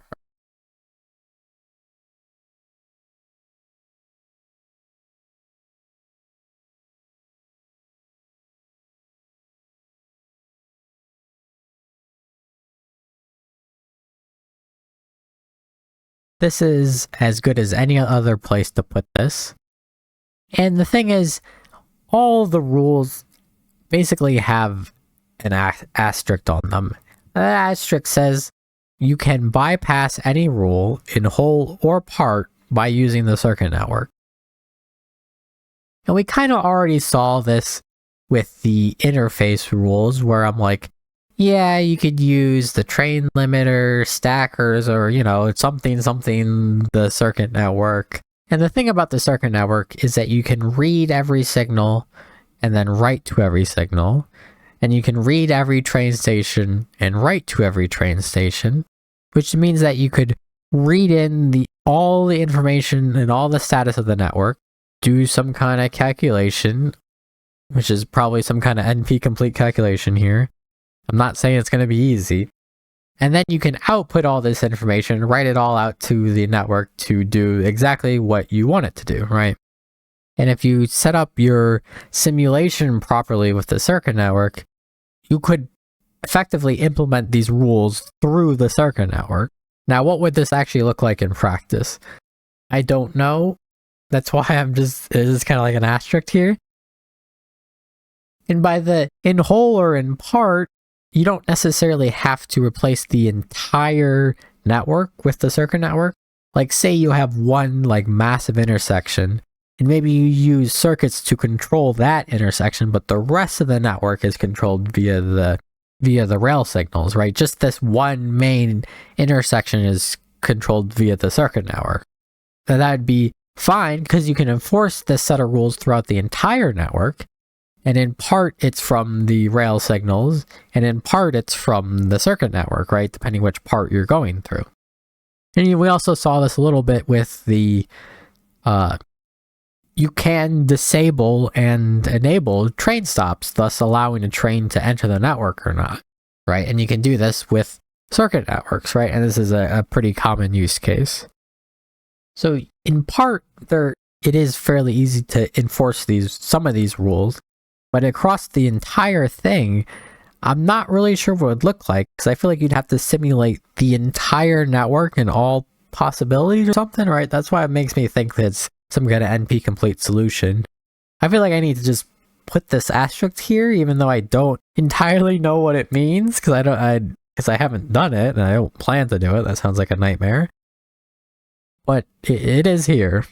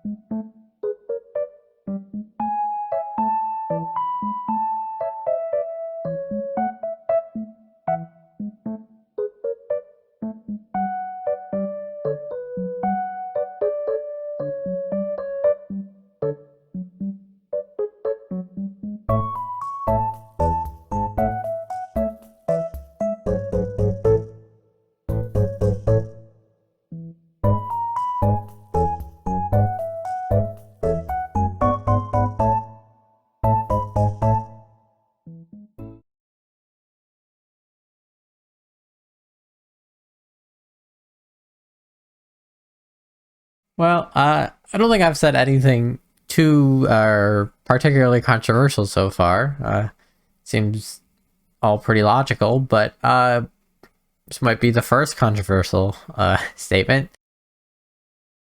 Rule number 5. No loops. Don't do it. No loops allowed.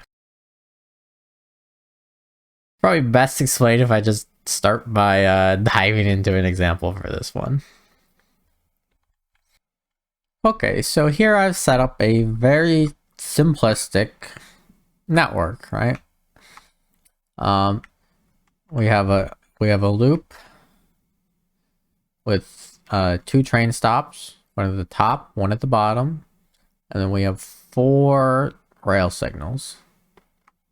I've just attached lamps to the rail signals so that we can more easily see what they're doing. They're just copying. They're just making the light bigger. So what does this represent? Well, you can kind of think of this as like this is the outpost station. So maybe you're loading iron ore onto the train here, and then you go across the network, and on the other side of the network you have the main base where you're unloading the, I don't know, iron plate, right? So then you're sending an empty train back out to the outpost when you're filling it up, and you're sending the filled train back to the main base, and then you're emptying it, right? So this is like a very small, very simplistic view of a network, right? So here I have some trains so right now I have no trains running this loop, or running this route, so to speak. So let me add some trains running this route. So this is just, this isn't really part of the network, but I'm just have it here so I can add trains. And this train goes top to bot for 2 seconds, right? Pretty simple stuff. Goes to the outpost, fills up,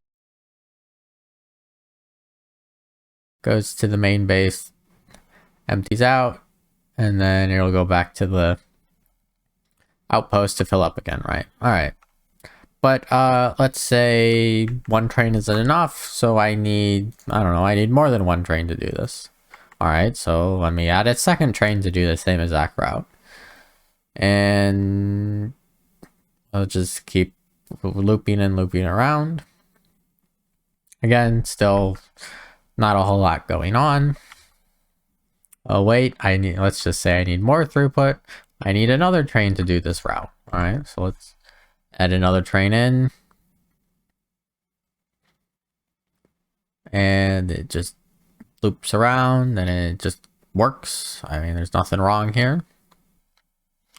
But then you go, hey, what if I need more throughput? What happens if I add this other train in? And you might understand what's going to happen next. We add this 4th train in and everything stops, right? That's because the network's jammed, right? So in order for this train to move, this train must move. In order for this train to move, this train must move. In order for this train to move, this train must move. In order for this train to move, this train must move. And now we've completed our loop, in which says, in order for this train to move, this train must move, right? So this is a blockage. So why did this block? And the core concept here is that the train network itself has a limited capacity, right? So it's not unlimited. It can't hold an infinite number of trains. So it has a limited number of trains that it can hold.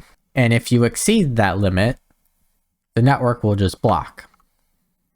So we need to be able to first define the capacity of a rail network.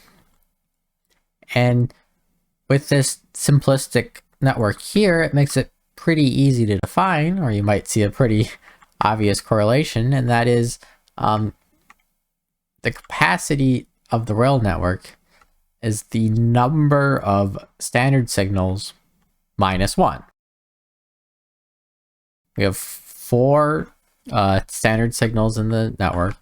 This one, I'm not counting this one because this one isn't part of it. This was just used to, get trains into the network. So we're saying there's 4 signals, and with 3 trains it worked, but with 4, it jammed. So you need n-1 standard signals is the capacity of the train network. And this makes sense because when you have a standard signal, this is saying that there is enough space in front of that signal to fit a train. So by putting 4 signals, that's saying there's enough space to fit 4 trains. But the capacity is 4 minus 1 because you need an empty spot for the train to move, right? If there's no empty spot for any train to move, well then no train can move. So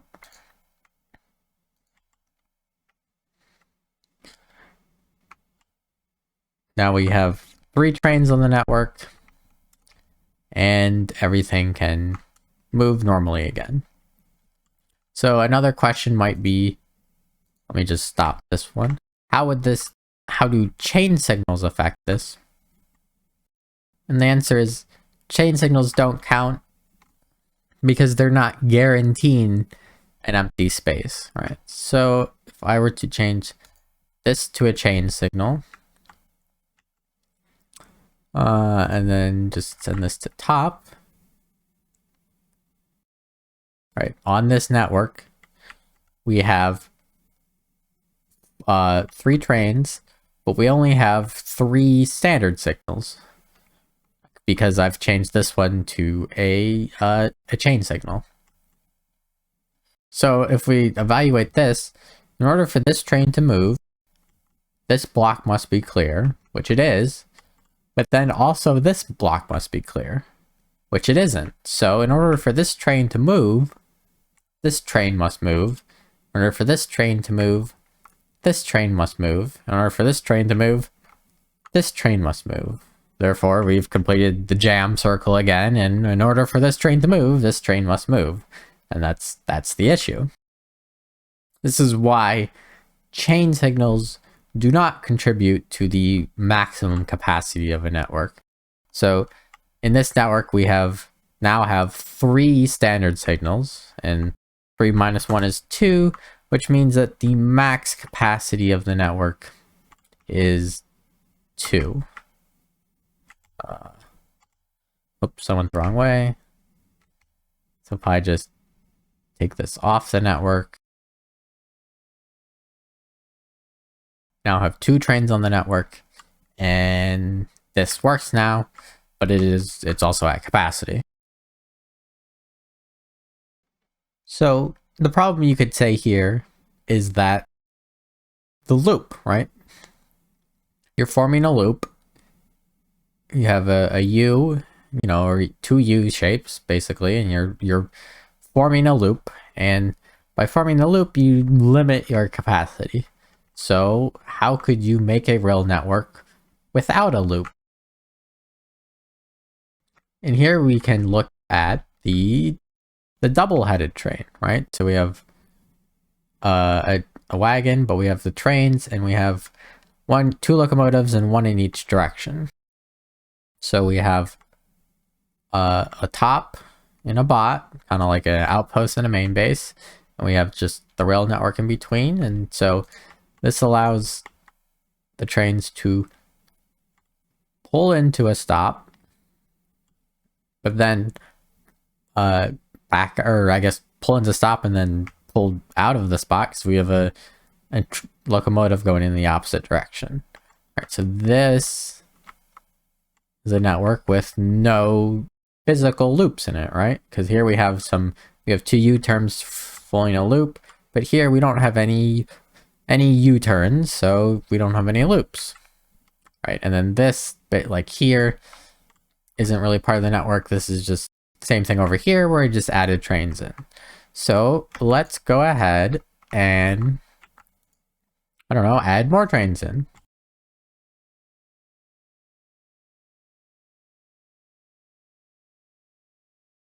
So that works. So let's go ahead and add another train in.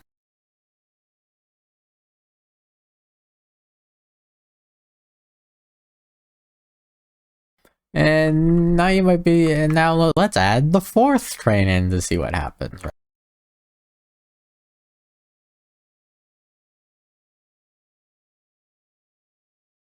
And wait a second here, something's gone wrong. I didn't expect that. So here we have this train. This train wants to go here, so in order for this train to move, this train must move. This train wants to go over here, so in order for this train to move, this train must move. This train wants to go here, so in order for this train to move, this train must move. And now this train wants to go here, so in order for this train to move, this train must move. And now we've completed our blockage circle again. And we have a blockage. But what the heck's going on here? Because we don't actually have any loops, right? Like, we're not making circles. There's no U-turns. Somebody lied to you. That would be me. Alright, so there's a little bit to break down here. So first of all, it's semantics of what you say a loop is. Is a loop a physical loop, as in like 2 U-turns? Or is a loop like the pathing loop that a train must take, right? And by saying loop, I mean the pathing loop, not the physical loops, right? Because there are no physical loops. There is no way for this train to like make a U-turn. It can make a 3-point turn, but that's different than a U-turn, right? A loop is defined by the pathing of the loop, not the implementation of the rail network, but the path itself. And this is a core problem because every scheduled train is a loop, right? This train is going to top, and it's going to bottom, and then it's going to loop and go to top, and then bottom, and then it's going to loop and go to top to bottom, right? The schedule itself is forming the loop.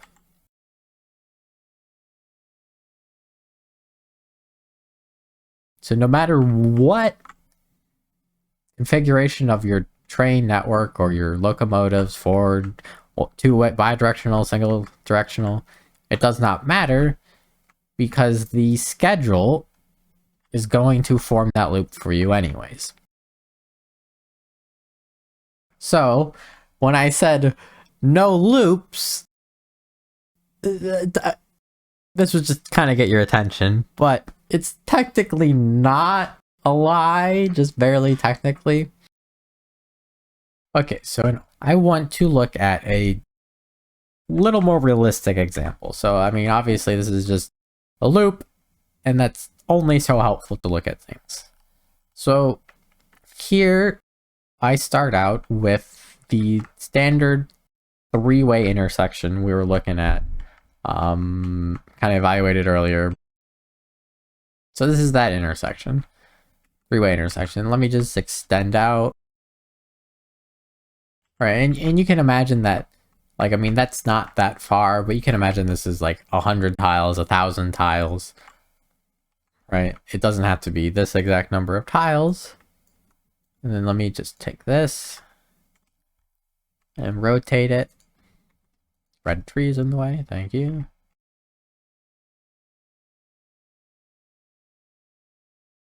So here we started out with just an intersection. However, by chaining some intersections, right? So inherently this intersection doesn't contain any loops in it. But by chaining multiple intersections together, actually just stay here for the moment. What we've done is created some loops here, and we've created some concentric loops, right? We have an inner loop going clockwise and an outer loop going counterclockwise. Suppose I were to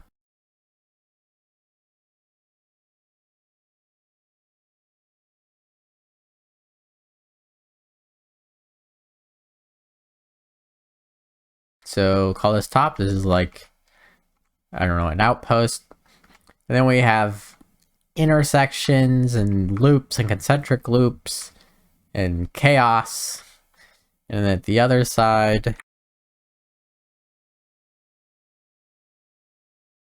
we have bot. So we can think of this as like the same concept. We have a outpost over here at top, and we have the main base at bot, and we have a rail network. But this is in between those two, but this is a far more complex rail network. And we haven't created a direct loop.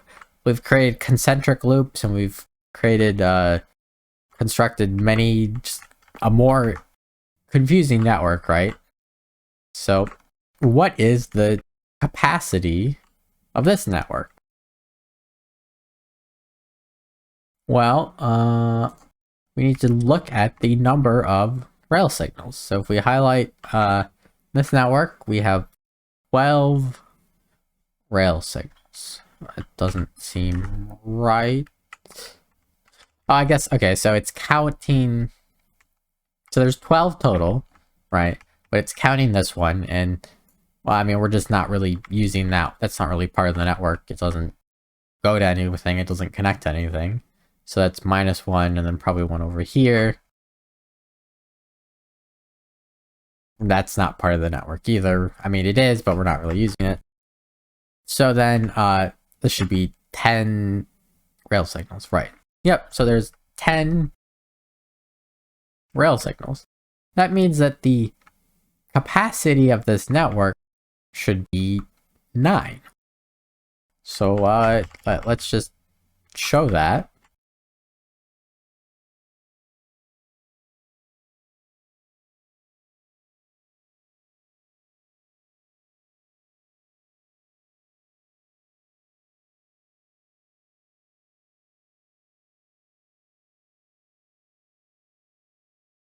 Okay, so I have a bunch of trains here with going from top to bot, waiver network, and this is just chaos rails to just, those aren't really part of the network, they're just to connect up these random trains. So let's start adding trains. Let's start adding trains to this route then.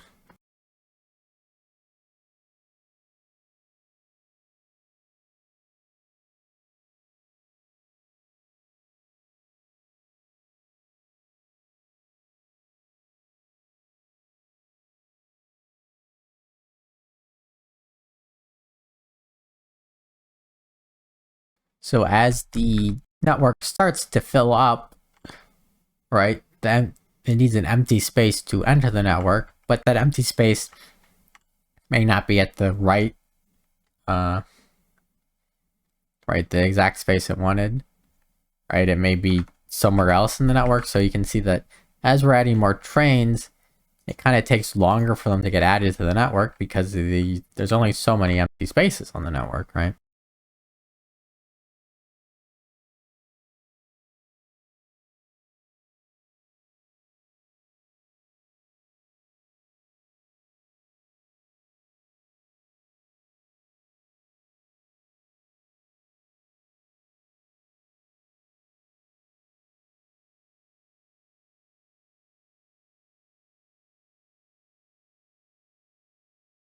Okay, so this is max capacity. I'll just let it run a little bit to show that it does work.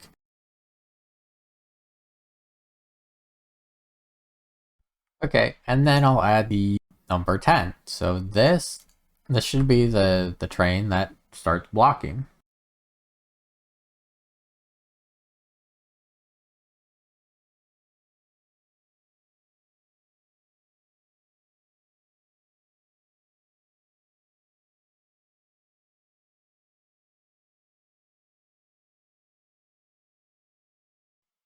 Oh, looks like that train finally found the final empty spot in the entire network.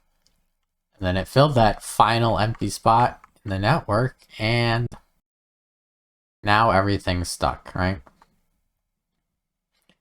And we can follow the jam list here. So in order for this train to move, this train must move, or this train must move. In order for this train to move, this train must move. In order for this train to move, This train must move. In order for this train or this train to move, this train must move. In order for this train to move, this train or this train must move. In order for this train to move, this train must move. In order for this train to move, this train must move. In order for either of these two trains to move, this train must move, and therefore we've completed our blocking circle. How exciting. What we've learned here is that the blocking loop can be far more complex, right? So you can have the blocking loop split and then go clockwise and counterclockwise, and then they can merge back together, and they can loop, and they can do all kinds of crazy things, right?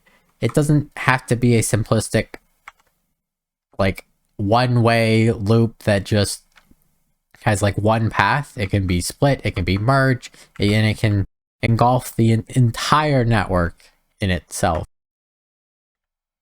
So the next very logical question is then say, how do I mitigate this? Or how do I prevent this from happening, right? What is rule number 5? So there's a couple of branching options. There's like 2 real solutions and then one kind of like pseudo-real solution. So the first real solution I'll mention is that the circuit network. Well, you can use the circuit network to limit the number of trains to 9, right? And you can do that because every single signal, rail, or chain you can read, you can also write to it. So you can read it and write to it. And also the same with the train stops. You can read and write to every train stop. So this means that you can just read every signal, come up with some kind of logic to make sure that there's less than 9, and then write out the signals to make sure that there's only 9 trains on the network. Now, how would that look like in implementation? I don't know. I've never done it. It seems like a lot of work. And there's kind of better or more useful methods, because part of the issue with that is that the circuit network isn't free in terms of UPS. It's actually, I mean, it's fairly well optimized, but it's also fairly costly. So I don't know, reading and writing to every single signal in the network seems like just kind of an extreme waste of resources. So I mean, like, I don't know exactly what it looked like, but it's worth mentioning that, you know, you can just use the circuit network to do whatever you want, kind of thing. So the other real solution is proper signaling. Yep, we're looping it back around to signals, but there's more to signals that I haven't even talked about yet. But do you believe me that there's several topics about signals that I haven't even mentioned yet? You know, originally this was supposed to be like in concept, like a 20 or 30-minute video on the tutorial of like how to make a good train network. However, I don't know how many hours in this is probably at least an hour in. There's still more to be said about signals. There's still more to be said about them. Alright.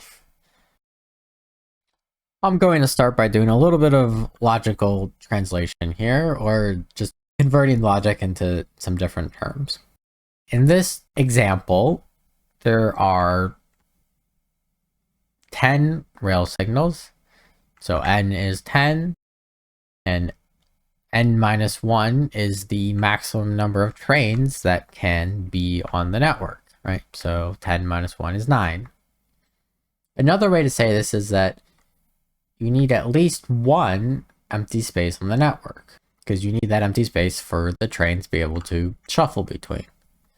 So if I'm a train, you know, like one of these trains, and I'm looking to enter the network, I'm at an interface, I'm trying to determine go or no go, can I enter the network or not? How many spaces do I need?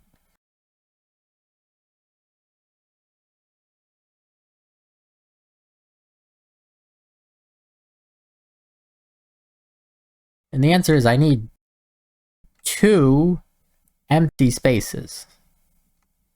Right, if I want to guarantee that when I enter the network won't block, I need to see 2 empty spaces. I need 2 because 1 empty space will now be occupied by the train, myself, that I'm gonna, the train that's gonna enter the network. And then you still need an empty space after that in order for the network not to be blocked. In other words, if I see 1 single empty space and then I enter the network into that single empty space, that empty space could have been the final empty space in the entire network. Thus, when I enter into it, that could cause a deadlock. However, if I see 2 empty spaces and I enter into one of the empty spaces, this guarantees that there is at least one other empty space in the network. So now we get back to signals and we say, how can we signal this such that an entering train needs to see 2 empty blocks in order to enter? Great question. So what's new? I mean, what haven't I covered yet? Here is the merged example in the style of the previous examples, right? Where we have a Y junction, right? So, but in this case, we're merging Y. So we're going from these 2 down to 1. And this is, both of these are chain signals. We can look at this example with standard, with only using standard signals.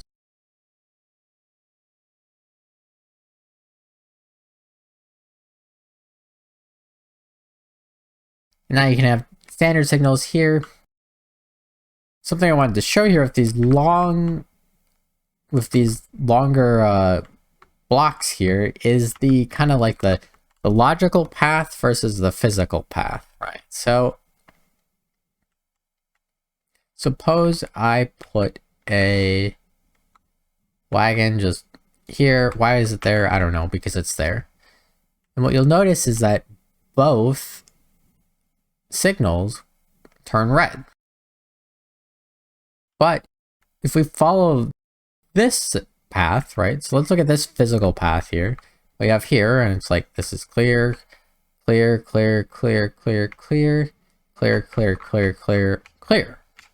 There is no physical object in the way of the path. However, it's still getting a red signal. Whereas if you look at this path, we go do. Oh, there's something blocking inside of this physical path, so obviously it can't go through. And this is where like the logical path comes in that this magenta, even though these are like 2 different legs here, these are still considered one logical block.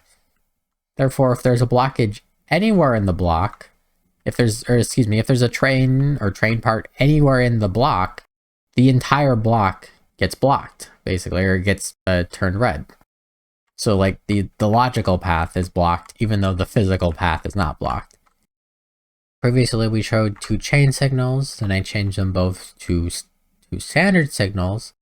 But let's go ahead and change only one of them so that we have one chain and one standard merging into the same spot. Let's go ahead and analyze what happens here. But right, so because we have a chain signal here, it's most likely that we don't have this full lead up. So maybe it'll be helpful to show it a little bit closer to show some asymmetry here. So what happens here? Well, if we look at our standard rail signal here with this train, when will this train be able to enter into the block? Well, when this magenta block is clear, this train will be able to go, right? Because it's a standard signal. If we look at this chain signal, when will this train be able to go? Well, first, this magenta block has to be clear, and that includes, right, this area back here. Any train along this entire leg, there has to be none, because it's part of the same logical block. But also, this scion block down here has to be clear too. And you might notice here is that these two full blocks, right, have to be clear in order for this train to enter. We now have all the tools we need in order to implement a signaling system where the trains entering the network will only enter the network if there are two empty blocks, while also giving trains on the network the ability to act as they usually do, that is, that they still only require one empty space to move. So now we get to expand on Rule 5. Trains entering the network must merge directly after a rail signal using a chain signal. This signaling solution also resolves the capacity problem, because with this configuration of signals, a train will never be allowed onto the network unless there's two empty spaces.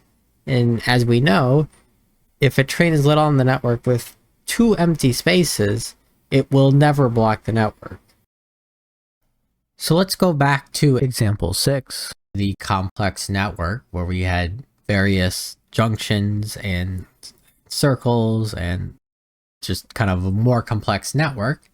And this time, let's implement the signal limiter such that the train entering the network will only enter when it sees two spaces, while allowing trains on the network to continue normally and only require one space.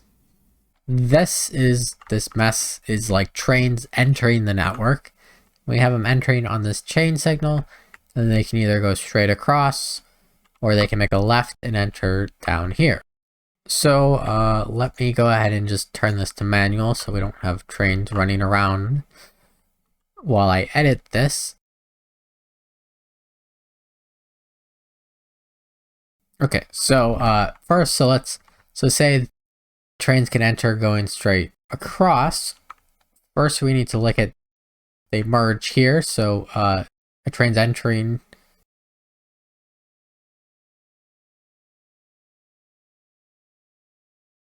is coming here, and a train already on the network comes here. So we need to move this rail signal back behind the merge, giving us the merging pattern that we desire here. Okay, and then we have this direction here.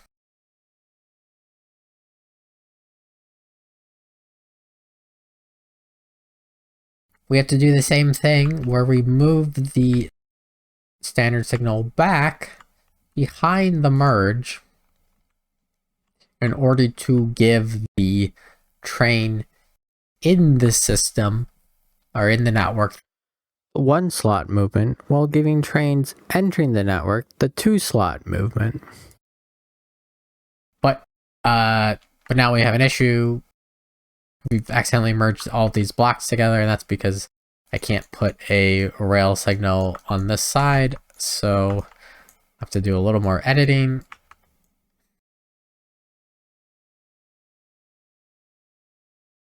So now that does it, right? Now it's now it follows the same pattern over here. So say we have so this one's on manual. Let me just so the last left this network blocked with 10 out of 10 trains. So now there are 9 trains on the network, and the one empty spot is right here. But we can see that this train, which would be trying to enter the network, we can just have it try, is still getting red signals across the board, and that's because there are not 2 empty spots, right? So in order for this train to enter, it would need this block to be clear, which it is, and if we can follow these chains up here, this block to be clear, which it isn't, or it needs this block to be clear and this block to be clear, which this block is not clear. Or it needs this block to be clear, which it isn't, and this block to be clear, which it isn't. Or it would need this block to be clear, which it isn't, and this block to be clear, which it isn't.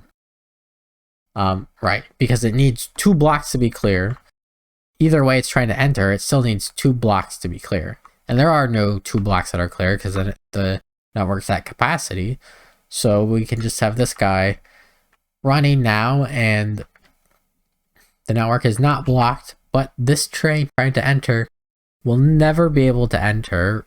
Therefore, it would never be able to cause a blockage or a deadlock in the system.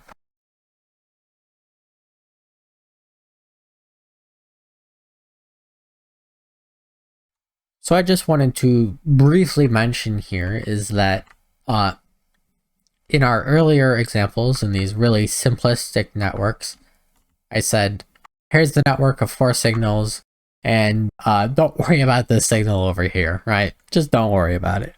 Well, we've come back and we can analyze it, and we can say, well, I mean, what this signal is does matter, and we do have to worry about it.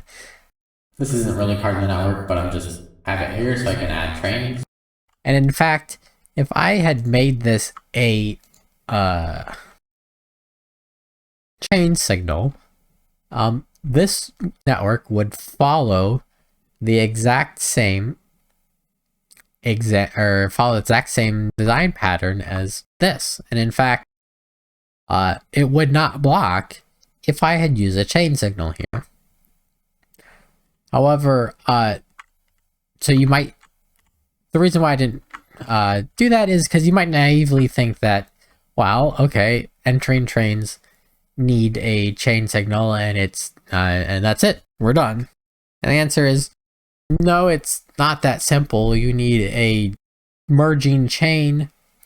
On your merging block, you need a chain and a rail signal, and that's the key. The key is not that this is a chain signal. The key is that you're merging onto a block that has a rail signal.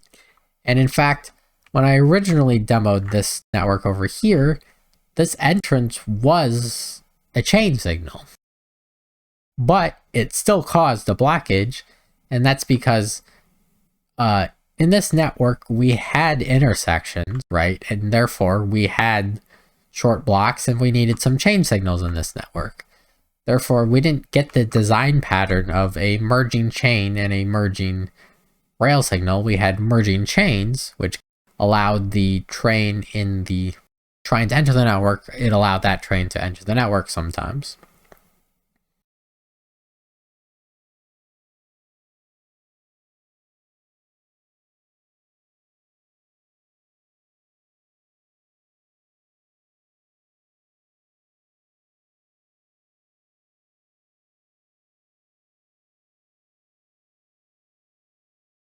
So, problem solved, I guess, right?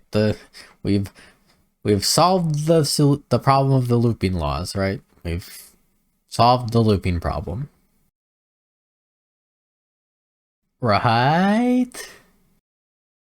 Look, of the 2 solutions presented here, the circuit network seems to be overly complicated for the problem, right? Like maybe you don't have to read and write to every single signal, but maybe you can keep a tally of trains entering and exiting and things like that, or something like that. But it still seems like a lot of circuitry and a lot of circuit network stuff. So then the signaling seems like the obvious solution then, right? Because all we really had to do was just move this rail signal. Instead of putting it after the merge, we just put it before the merge, right? And that seems pretty simple to do. I'd surprise you to hear that the signal solution is also a bad solution. It's also it is a terrible solution. Why is the signal solution a terrible solution? when the train is entering the network, it is looking for two empty spaces on the network, right? One for itself and one other one to make sure it doesn't block. However, those two empty spaces have to be consecutive empty spaces, as in consecutive in the path, right?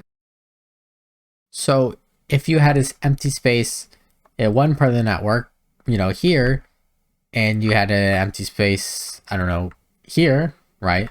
That's two empty spaces in the network. The train should be able to enter, right? Because it won't cause a blockage. However, right, this train entering here could only look at two consecutive empty spaces, and which means it'll never look in this location for an empty space. That means it's blind to all the other empty spaces in the network except for the ones consecutively or just after entering, right? And this makes it overly strict, right? So we put an additional restriction in place in order to prevent the blocking problem, but now it makes it much harder for this train to enter the network.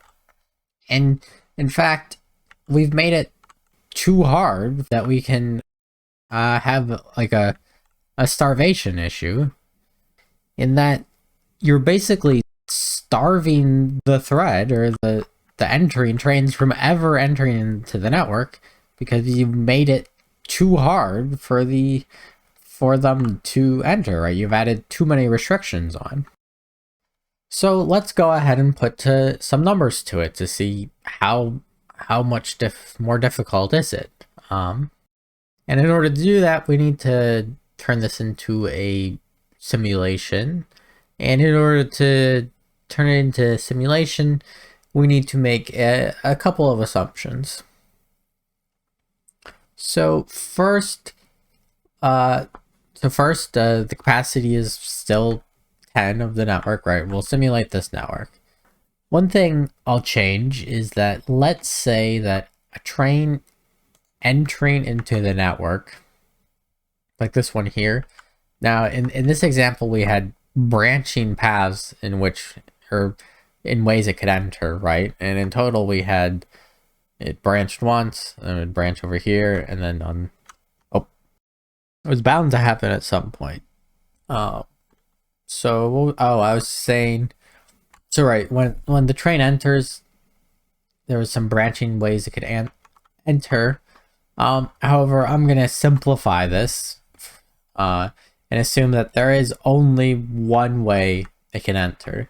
And this is kind of true, because if we look at this train here and I sent it to top, there are technically 4 ways it could enter into the loop to get to top. However, it's chosen this one path, and the train pathfinder hasn't it isn't like wavering on this path. It's sticking to it, right? So it's not unrealistic to say that there's only one way for this train to enter this network. That would be, if this is clear and this is clear.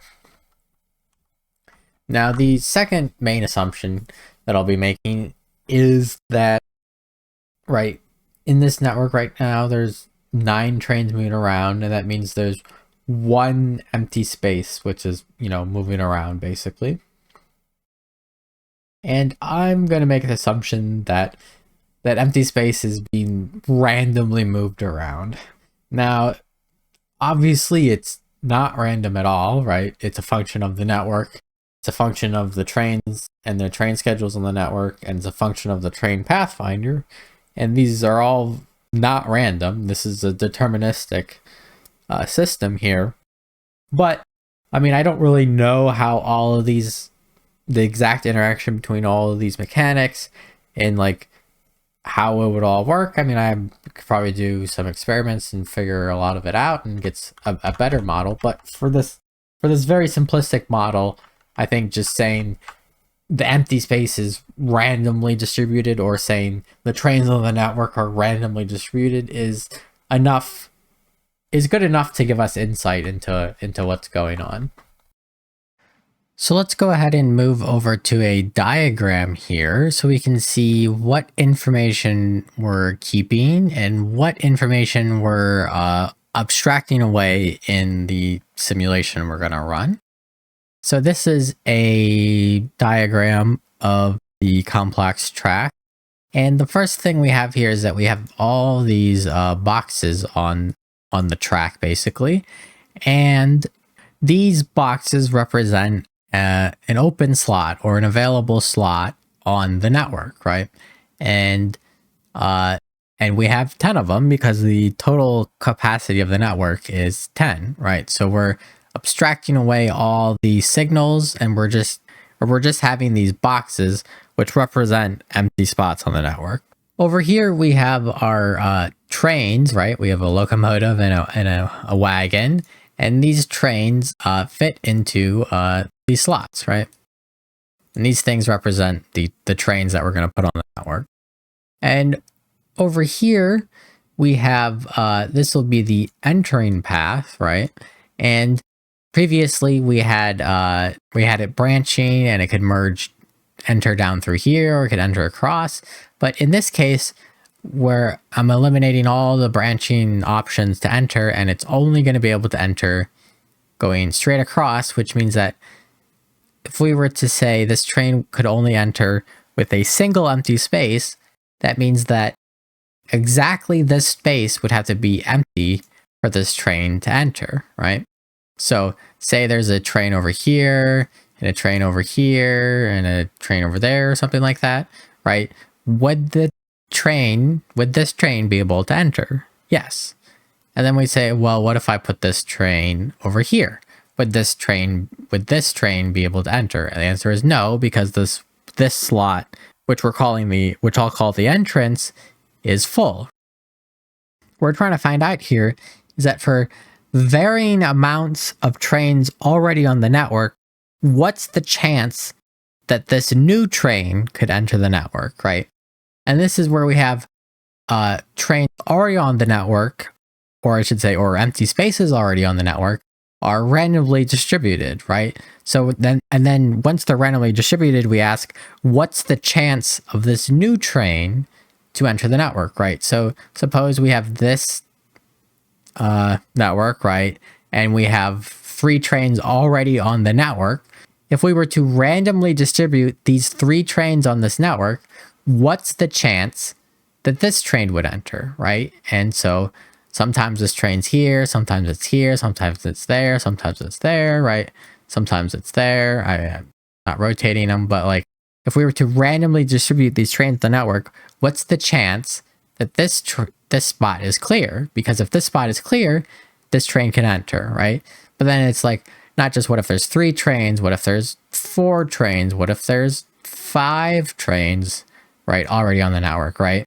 And we want to do that through all the possibilities. And then we want to run through the simulation again, but this time, so that was just the case with requiring 1 empty space. This time we want to say, well, I want to require 2 empty spaces. What if I went into the network and I require 2 empty spaces? This is our signal limiter example.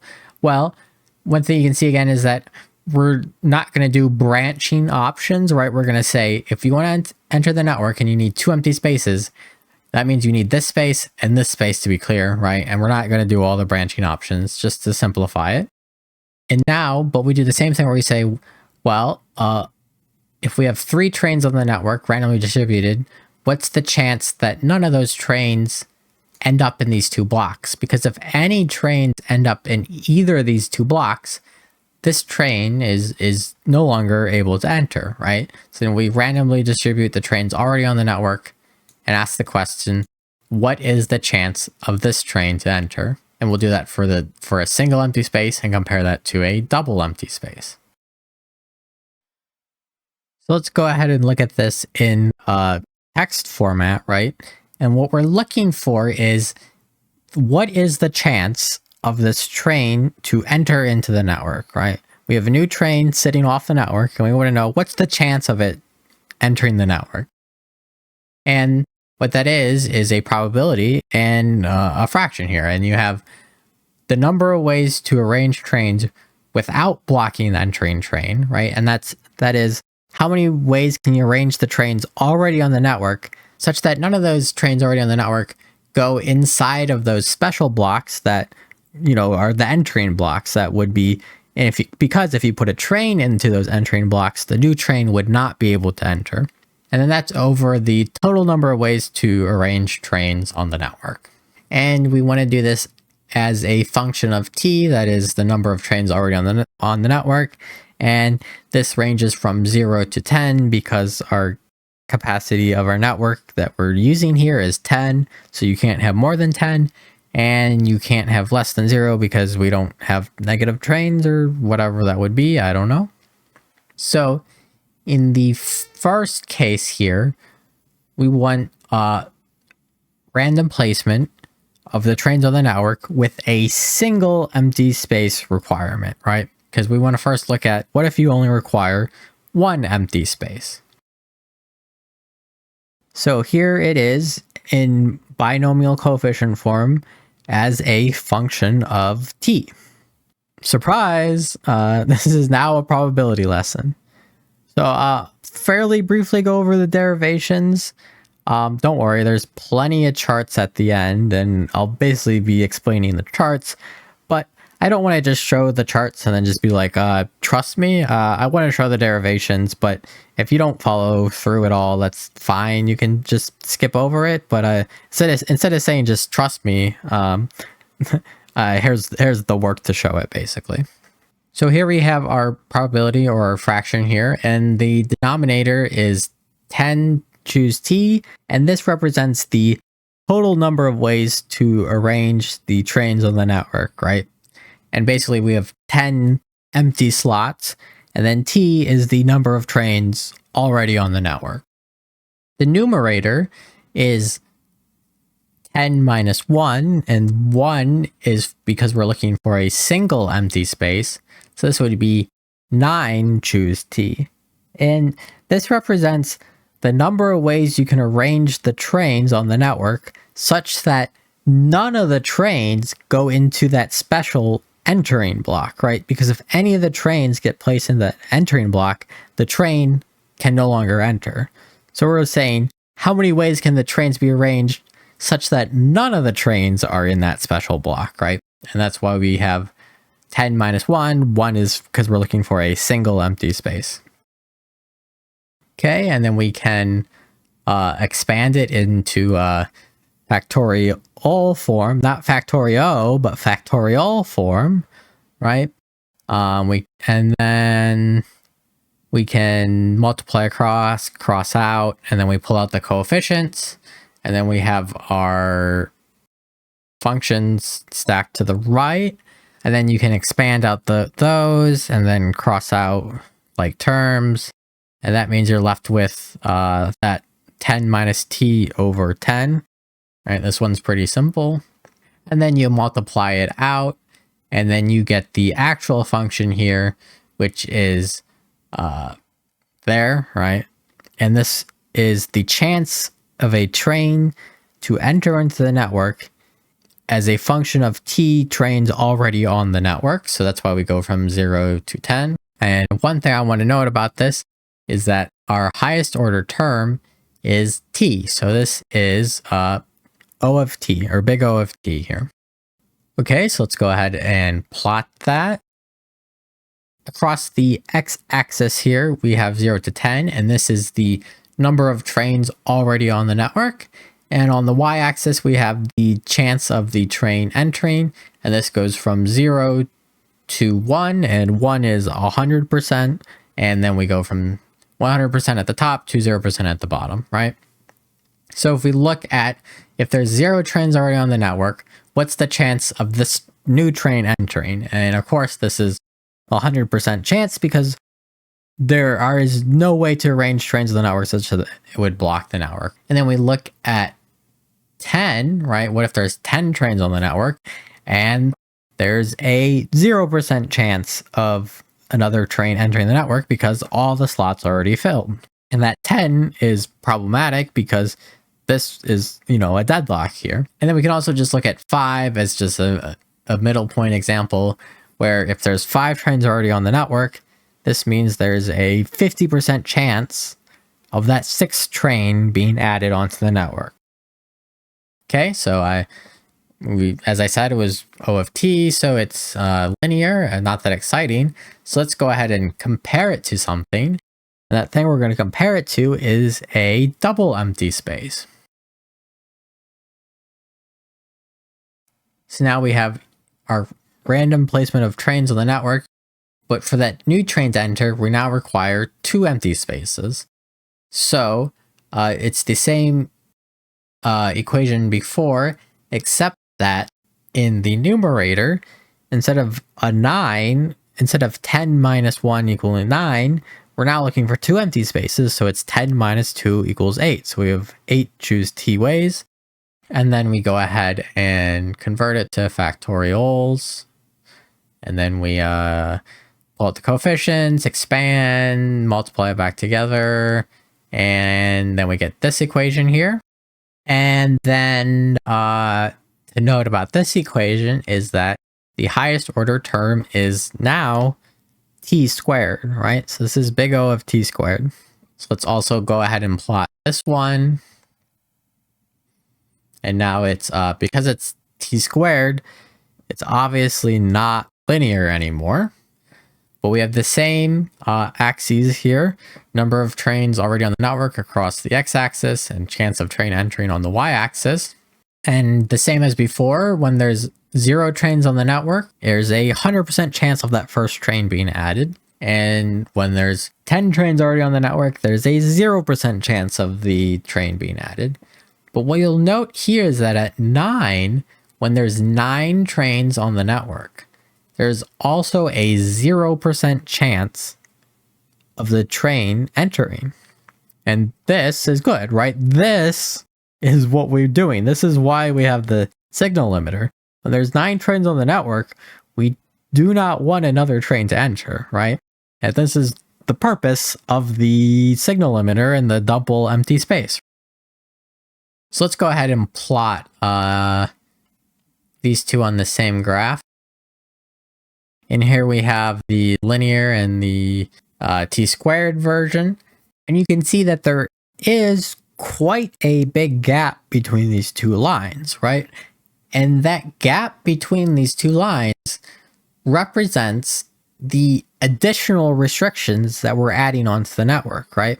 Because if there were no additional restrictions, that would be the single empty space, right? Because this is with no restrictions, and a train will only move into an empty space. So no matter what you do, you need at least one empty space, right? So this is like the default baseline. But then by using the signal limiter, we required that double empty space. And the difference at any point, like say at 5, it used to be 50%. But now with the double empty space, it's at 22%, right? And that difference in chance of entering going from 50% to 22% chance is the restrictions that we're adding on with this signal limiter. So is this good? Is this bad? So isn't this is the whole point of why we're using the signal limiter. However, let me go ahead and go to the next graph here. And this graph has the same axes, but instead of having the two lines, I've filled in the area between the two curves. And you see that there's two zones here, right? And the problem is that what we try to prevent is that when there's 9 trains in the network, we're trying to prevent that 10th train from being entering. But when there's 5 trains on the network, we're not trying to prevent that 6th train from entering. Or when there's 6 trains on the network, we're not trying to prevent that 7th train from entering, right? We're only trying to prevent that 9th to 10th train being entered because that represents a deadlock. That means I've highlighted what we're trying to do. I've highlighted that in the cyan, and that's that little triangle down to the bottom right. Like, this is good, right? This is the good additional restrictions that we've added. However, everything else is highlighted in the dark blue. That's because These are the bad restrictions. These are additional restrictions we've added to the network, but don't actually prevent a deadlock, right? These are restrictions that restrict throughput, but they don't restrict deadlocks, because if you have 4 trains on the network and the capacity is 10, you can always let that 5th train on because it's not going to deadlock, right? So these are bad restrictions, and we have our good restrictions. And you can kind of see the first crack showing here in that, yes, we added restrictions to prevent the deadlock, but there are side effects, and there's a lot of side effects. But wait, it's actually worse than that. It's actually much, much worse than that. So if we go ahead back to our diagram here, I can show something that might happen. And that is, so we have these 2 empty spaces, right? So we're requiring 2 empty spaces for this train to enter. So let me set up a scenario where, say, we have a train here, right? So this is, let me get rid of this guy, and that guy can sit. Here, we have a train trying to enter. It requires 2 empty spaces. This space is empty, but this space is not empty, so it cannot enter. So it's waiting on this train to, move out of its way. But what happens if you have a train here, right? Well, what happens is that this train only requires 1 empty space, right? Because we did our rail signal versus chain signal merging trick here. So this train on the network only requires this 1 empty space. So is it waiting for this train? No, it'll just go and fill this empty space, right? The problem is that in reality, in most cases, this space has to be empty as well. Because if this space is not empty, this train has higher priority and is fairly likely to swipe this empty space away from this train. That means in order for this train to enter, these 2 spaces have to be clear, but it's also a pretty high likelihood that if there's a train here, this train would get right away and take this spot away from this one because of our signals. So there's a high chance that we also need this space to be clear. Otherwise, the trains on the network kind of swipe the spaces away. So now we need to evaluate, in a worst case scenario, how bad is it if it needs 3 empty spaces to enter into the network? So let's go ahead and evaluate random placement of trains on the network that require a triple empty space. So again, the denominator is the same, but this time we need 3 empty spaces. So we need 10 minus 3 to be 7 choose t ways, right? How many ways can we arrange the trains on these 7 other spaces on the network such that none of them actually go into the special blocking squares? Okay, so we expand out, pull out coefficients, multiply across, expand, whatever, and we get this new equation. And this time the highest order is t cubed. So we have big O of t cubed, right? Let's go ahead and plot that. And you can see that we have our single empty space, or our baseline in orange here, and then we had our double empty space in blue, but now we have that potential triple empty space in green. At any point, you can look at the distance between the triple and the single, and that gap represents the additional restrictions put on by using the signal limiter. And we can look at our 5 example where with no restrictions, it was a 50-50 chance. With the double restrictions, it was a 22% chance. But now with this triple restriction, it's all the way down at an 8% chance of the train entering, right? The network's only half full, there's only an 8% chance that this train would enter. And we can go ahead and look at where we fill in the area. And what you'll see here is that all this new area is filled in and labeled, all this green area is filled as bad, and because these are restrictions that we didn't want, right? And that's why I'm calling them bad, because the only restriction we're going after is going from 9 to 10, right? And let's still get that triangle in the bottom right there. That's the only good restriction so far, right? Because that prevents the deadlock. All these other restrictions do not prevent deadlocks, therefore they're not useful, they're bad. They're just preventing throughput. But wait, it gets worse than that. If we go back over to our diagram here, we said that this train already on the network could swipe this slot away from it, right? So the train in this green slot could swipe away this slot on the orange slot here.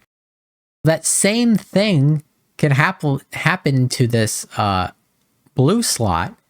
This slot here, if you have a train sitting here on this slot, this train, because it's already on the network, is more likely to steal this slot up here than this train is to go. Similar here, if we have this train on the network here, this train on the network is more likely to steal this slot than the train trying to enter the network.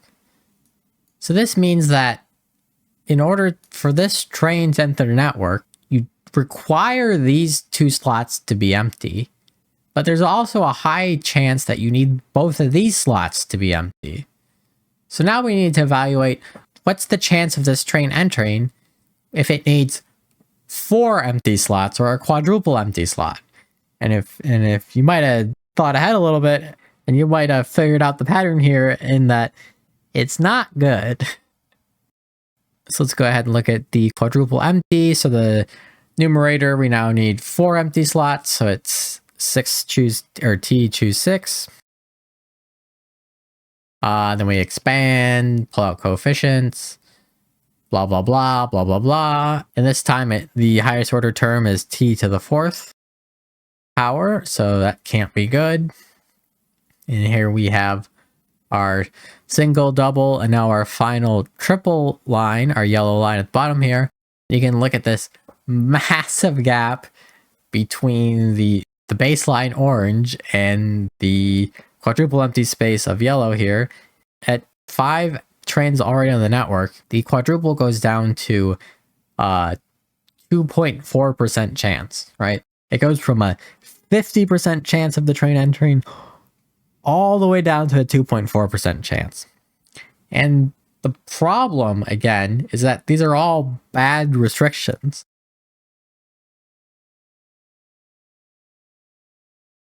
The only good restrictions is going from 9 to 10. But as you can see by all this other area covered, you know, the gap from the baseline represents times when the train is restricted from entering, right? And anything besides going from 9 to 10 is a bad restriction, right? Because this is a time when this entering train would not cause a deadlock. So now we have this massive area of additional restrictions that don't actually help us in any way. Now there's one thing I should note, and that is it should divide this into 3 kind of areas, because we have the guaranteed restrictions and then the potential restrictions. Because of our signaling limiter, we're guaranteed to need at least 2 empty spaces, right? This is the entire point of everything. And then some of that is good restrictions, but most of that is bad restriction. But then this triple empty space and this quadruple empty space, well, these are not guaranteed restrictions. These are just potential restrictions, right? You may need that 3rd or 4th spot to be clear, but you may not, right? It kind of just depends how the trains are given priority and what order they go in, and kind of like, you know, whatever the train pathfinder kind of decides, which means that it's not fair to call these guaranteed restrictions. They're potential restrictions, which means that the actual chance of the train entering lies somewhere in the yellow area, right? It lies somewhere bounded between the quadruple empty space and the double empty space, because it could be that it only needs the double empty space, right? Because it got priority and was able to go. But it could be that it didn't get priority and it required 4 empty spaces to go because its slots just kept getting swiped away by trains already on the network, right? It kind of just depends how it works out. So the true value exists somewhere in between, but either way, it's bad because these are all just bad restrictions, right? Again, the only thing we're trying to prevent is a deadlock, and that deadlock only occurs going from train number 9 to train number 10. So everything else isn't doing anything. So now what? Aren't we kind of in the same place we were an hour ago? Didn't I spend like an hour building up all this information and then kind of tore it all down then too? And kind of left us in the same place we were before? Where we still have the same problem of how do we deal with this finite capacity issue? And the answer is yes, kind of. We are in the same place we were an hour ago, except that we have a lot more knowledge about this problem, and I think it's good to review a little bit here before moving forward. And that is, one of the first things we did here was that we tried to explain or parameterize the looping laws or the capacity problem. We kind of made 3 points here, and one is that there is a finite capacity, and then we defined it, right? Even in our very simplistic, always well-spaced signals, just to make it so that we can actually understand what's happening. And then the second point was that the loops are coming from the schedule itself, right? In that the design of the train network with roundabouts, without roundabouts, with loops, without loops, it doesn't matter. The layout of the network doesn't matter. Single-headed, double-headed. It does not matter because the loops themselves are coming from the schedule. We then looked at the more complex network where we showed that the loops can be more than just a simple loop. They can merge and split and go clockwise and counterclockwise and basically just expand out to the entire network. We moved on to limiters, right? And this is where we did the signal limiter, where we have the merging chain and merging rail. And this took a while to build up because at first glance, especially from the simple network, it seems like what you should do is just have entering trains enter on a chain signal. But if you just leave it at that, you miss a whole bunch of information, right? And you realize that it's not the fact that the train is entering on a chain signal, it's the fact that it's entering in a merging junction with a chain signal while the train on the network has a rail signal. And what this is doing is that we're adding additional limitations for trains entering in the network while not adding additional limitations to trains in the network, right? And we did this through signals, so this seems like a fantastic, easy, simple solution.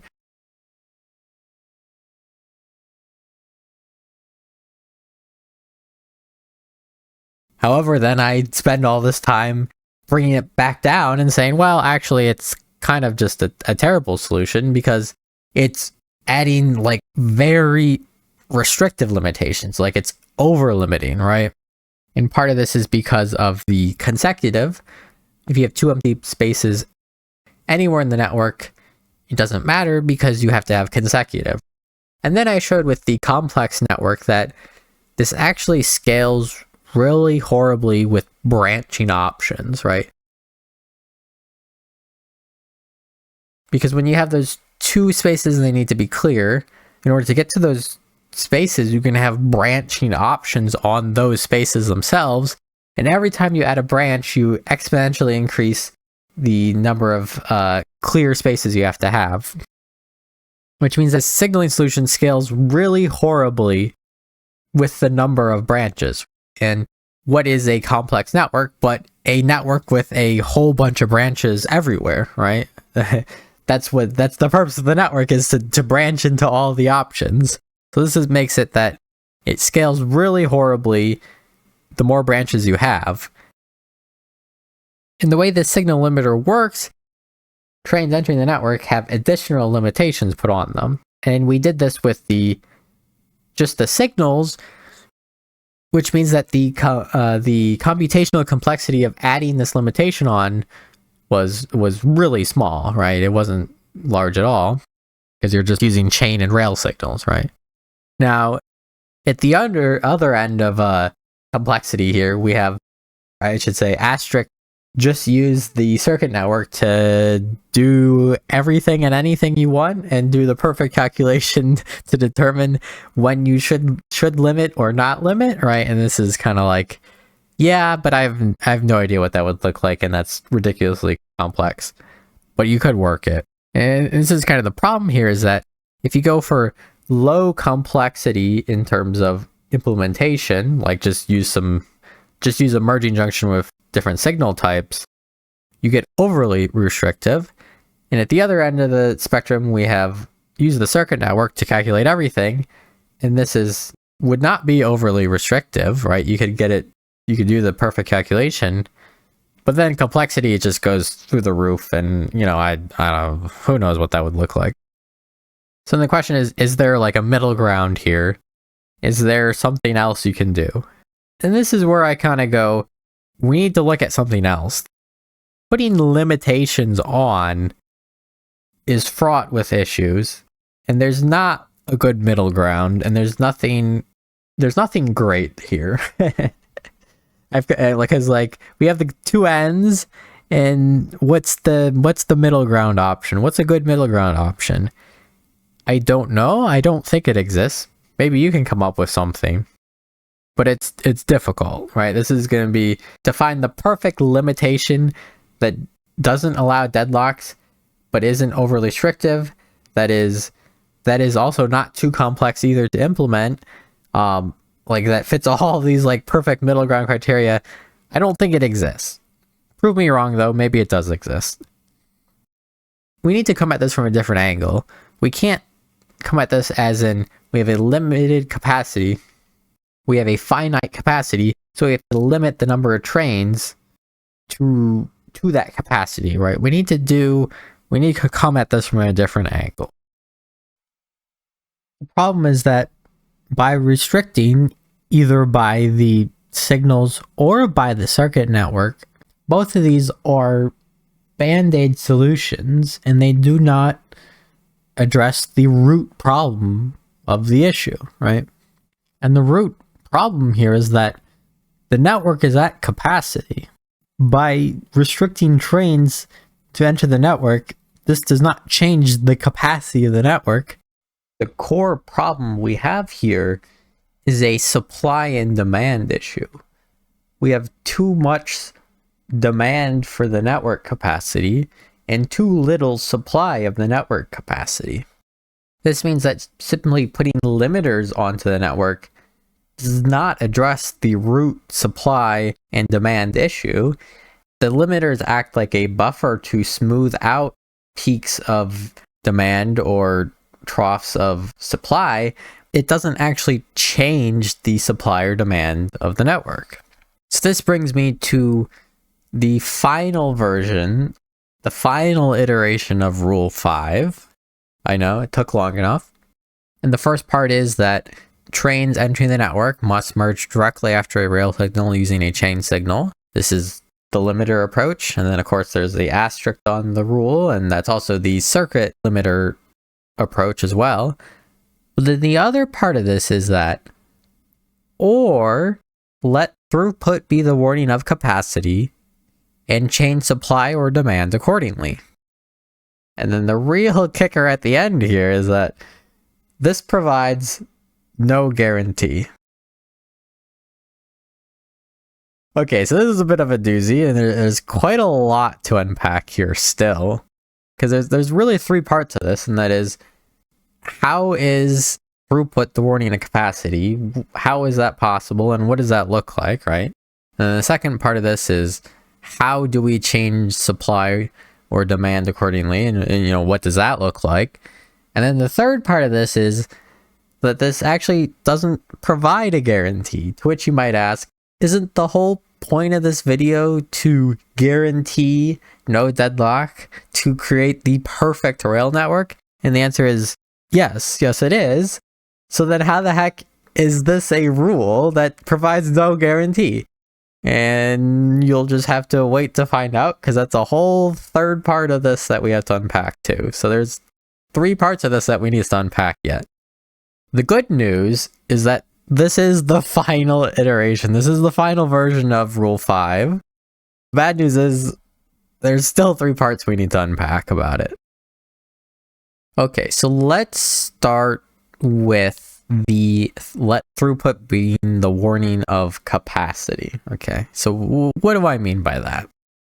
So we've already calculated what the capacity of the network is, and this is with our loop laws, and this is when our simplification here, we just said it was the number of properly spaced rail signals. For the complex network example we've been using, this has been 10, so the capacity of the networks in most of these examples has been 10 so far. But what we haven't talked about or calculated yet is the theoretical peak throughput of the network, and that is how many trains can exist on the network while providing the highest amount of throughput. And for this, we got to go back to our Word document here for more charts. How exciting. So this may look more complicated than it really needs to be. This is actually a fairly simple concept. Let's continue with our assumption that we're using a max capacity of 10 on our network. And then the question is, what is the highest, how many trains can we put on the network to have the highest throughput, right? The peak theoretical throughput.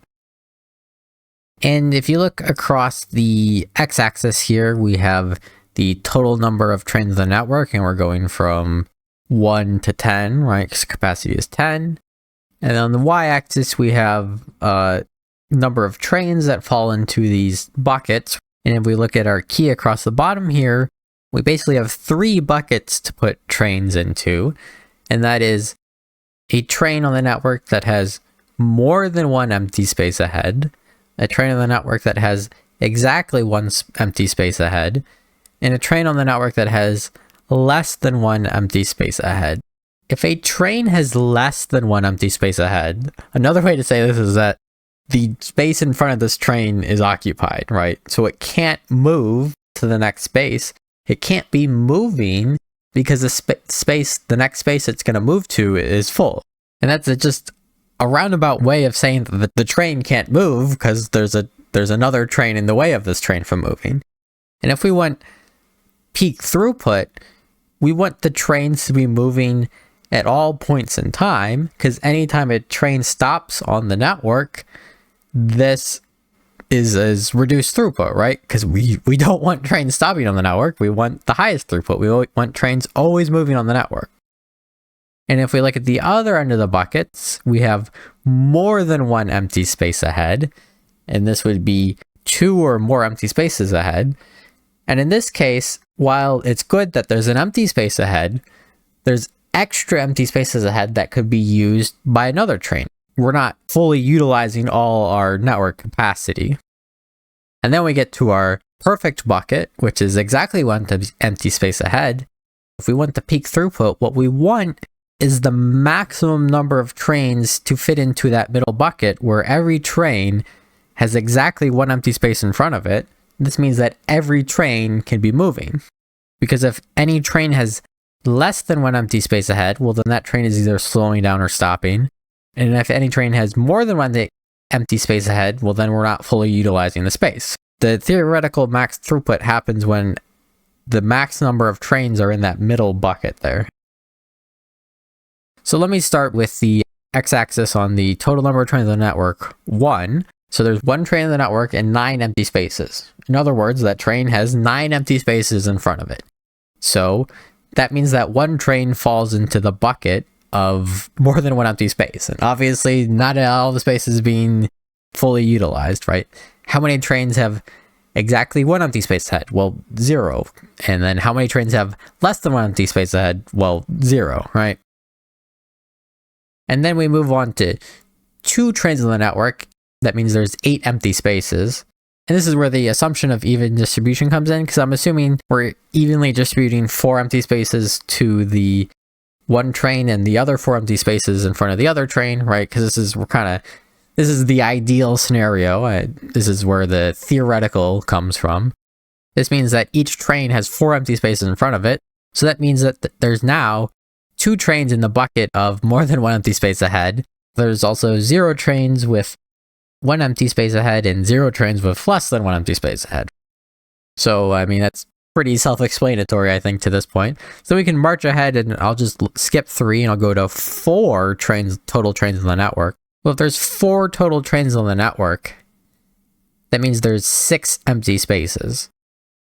How do we evenly distribute 6 empty spaces? Well, we can't divide an empty space, so 2 trains have 1 empty space in front of it, and 2 trains have 2 empty spaces in front of it. So this is where we get 2 trains in the green bucket and 2 trains in the orange bucket, right? So then that's the graph there. And then we get to 5 total trains in the network. And so if we have 10 empty spaces, that's leaves 5 trains in the network and 5 empty spaces. And this means that every train has an empty space in front of it. And maybe you saw this like 5 minutes ago, because it's actually fairly simple. But the theoretical peak throughput is when every train has an empty space in front of it. This means that the theoretical peak throughput is just n divided by 2, and n is the capacity of the network, because every train needs 2 spaces, 1 for itself and 1 for an empty space in front of it so it can be moving. And then from any number of trains greater than 5, some amount of trains will have to have 0 empty spaces in front of it, which is bad, right? And this is where you can see the increasing number of buckets in the third category, or the blue bucket, which is not what we want. This is a roundabout way of saying the theoretical peak throughput of the network is n divided by 2. So let's go ahead and plot it. So here we have scaling of peak throughput, or theoretical peak throughput, versus scaling of deadlock. So across the x-axis here, we have the total capacity of the train network, which we called n. It starts from 1 and goes to 50 or 51. And instead of just limiting us to the idea of just the capacity of 10, we're now scaling capacity, and we're seeing how the throughput changes and the deadlock changes with the scaling of the capacity. And then we have the y-axis, where we have the max number of trains before we hit our limit. And then we have plotted 2 lines on this, and this, because we're providing 2 limits, basically. And the purple line is the peak throughput calculation, which we just saw. Now we can't really divide capacity up, so this is why we got to round down, and you see kind of like a staircase solution to this. And then the other one, which I haven't fully explained yet, is the deadlock limit. But this is simple as n minus 1, and I mean, we basically covered this already.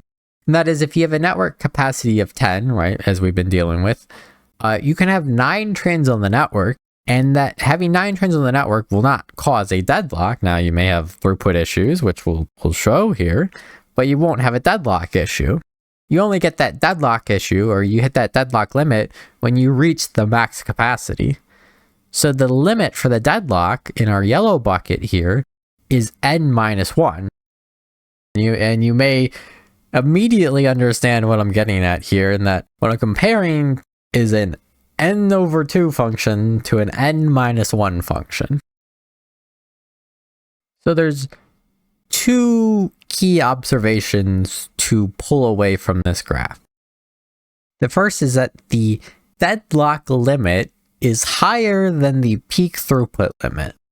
And you might say, well, what about at 1 or really small networks? And we'll get to that. But in general, the deadlock is higher than the throughput. And the other important part is that as the total capacity of the network gets larger, the gap between the throughput and the deadlock continues to increase as well. So how does this help? What does this mean? How does this help us or hinder us?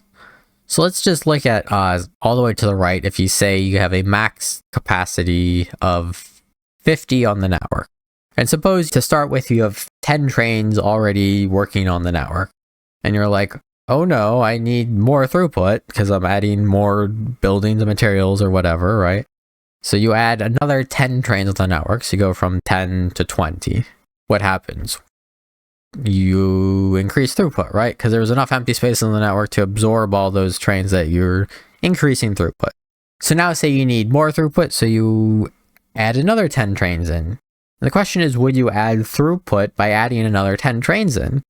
And this is where, in this overly simplistic model of things, the answer is you'd be the same throughput you would before, because you'd gain plus 5 trains because you have sufficient empty spaces, but then you'd lose the movement of 5 trains because you've now overly saturated the network, so it would be actually just neutral in terms of peak throughput. By adding more trains in, you've actually, I mean, I guess in this case it'd be neutral throughput, but you've actually decreased the throughput. So it's a little confusing here, but let's say you go from 30 to 40 trains because you say, let me add another 10 trains on running this route. Well, what happens here is that by adding more trains on to the network, by adding more trains running the route, you're not actually increasing throughput. You're actually decreasing throughput because the network is already saturated. And there's not enough empty spaces now for every train to be able to be moving at all points in time. So you end up with trains just sitting on the network waiting for other trains to move around. So you've decreased throughput, which is bad. However, the good news is that you're not at that deadlock limit yet, right? Because that deadlock limit occurs at 49, but your throughput has decreased before you hit that deadlock. So then let me just say you add another 9 trains on. Why 9? Just so we hit just below that deadlock issue.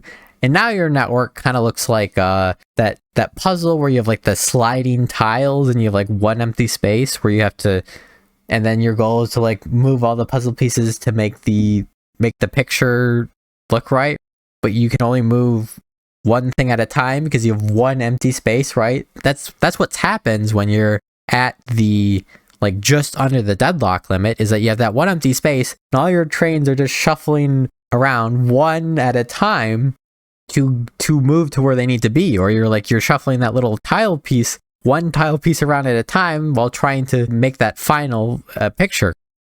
And what you realize is that in that configuration, the throughput of the network, the number of trains that are moving, is very, very, very low. And if you're just under that deadlock limit, the number of trains moving at any given time is 1. And imagine having 49 trains on the network and only 1 train is moving at a time.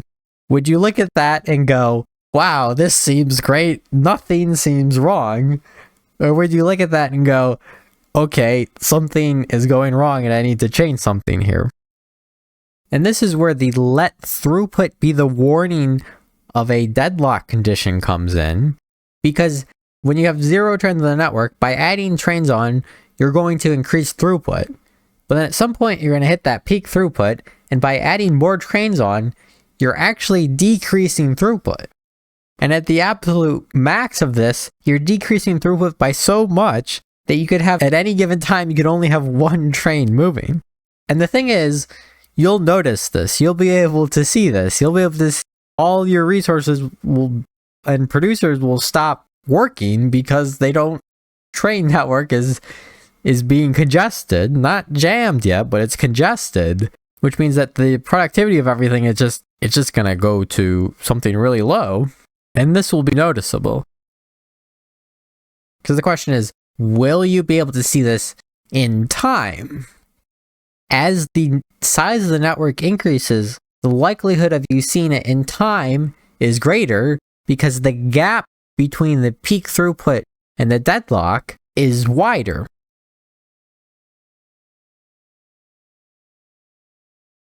However, for small networks, the gap between throughput and a deadlock condition gets smaller and smaller and smaller. And in fact, at 1, if you have a total capacity of 1, it actually inverts. And basically, you can kind of just ignore this. In the next graph, I'm actually just going to cut off these smaller networks because, I mean, when you have such small network capacities, you kind of just count the number of trains you have. Just do a complete solve of the network so that it never deadlocks. But as the network gets larger, you can't just solve for the worst case scenario, basically, and just build for that. So this is still a little bit too hand wavy on this provides no guarantee. So I want to go ahead and show that a little bit better. In this graph, what I added is another line here. So this is a fixed number, and for this one I just use 5. I don't know, it really depends. What this represents is the peak throughput of an intersection. And the peak throughput of an intersection is not tied to the capacity of the network. It is a constant. It is just of how you've built your intersection. And for this, I've just chosen 5. Now this is just kind of completely arbitrary. But what I wanted to show is the next graph then. And here we have the same x-axis and the same y-axis. We have the same 3 lines as the graph above. However, this time I've shaded in areas to be different. And what I have green across the bottom is what I called healthy. And then we have locally limited in yellow. And then globally limited in red. So let's take our capacity of 50 example. And from 0 to 5, now the 5 is kind of arbitrary. I just choose this as the theoretical peak throughput of whatever intersection I'm using in this network. If you have less than the number of trains that the one intersection can handle, well then I would call this a healthy network, as in there is no limitation, there is no throughput reduction. Every train kind of gets to go at the speed it wants to go.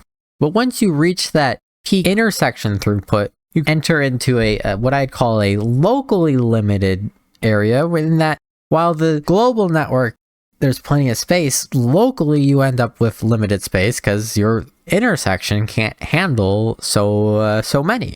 As you add more trains into the network, you're going from a healthy network to a locally limited network.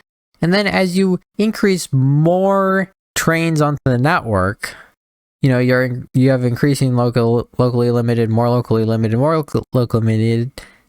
locally limited. And then when you hit that theoretical peak throughput, you're now in the globally limited, in that there is no more space in the network. The network is globally completely saturated, where previously it was just locally saturated. Now it's globally saturated. This means that every new train you onto the network, no matter what, is going to slow down the throughput of the network.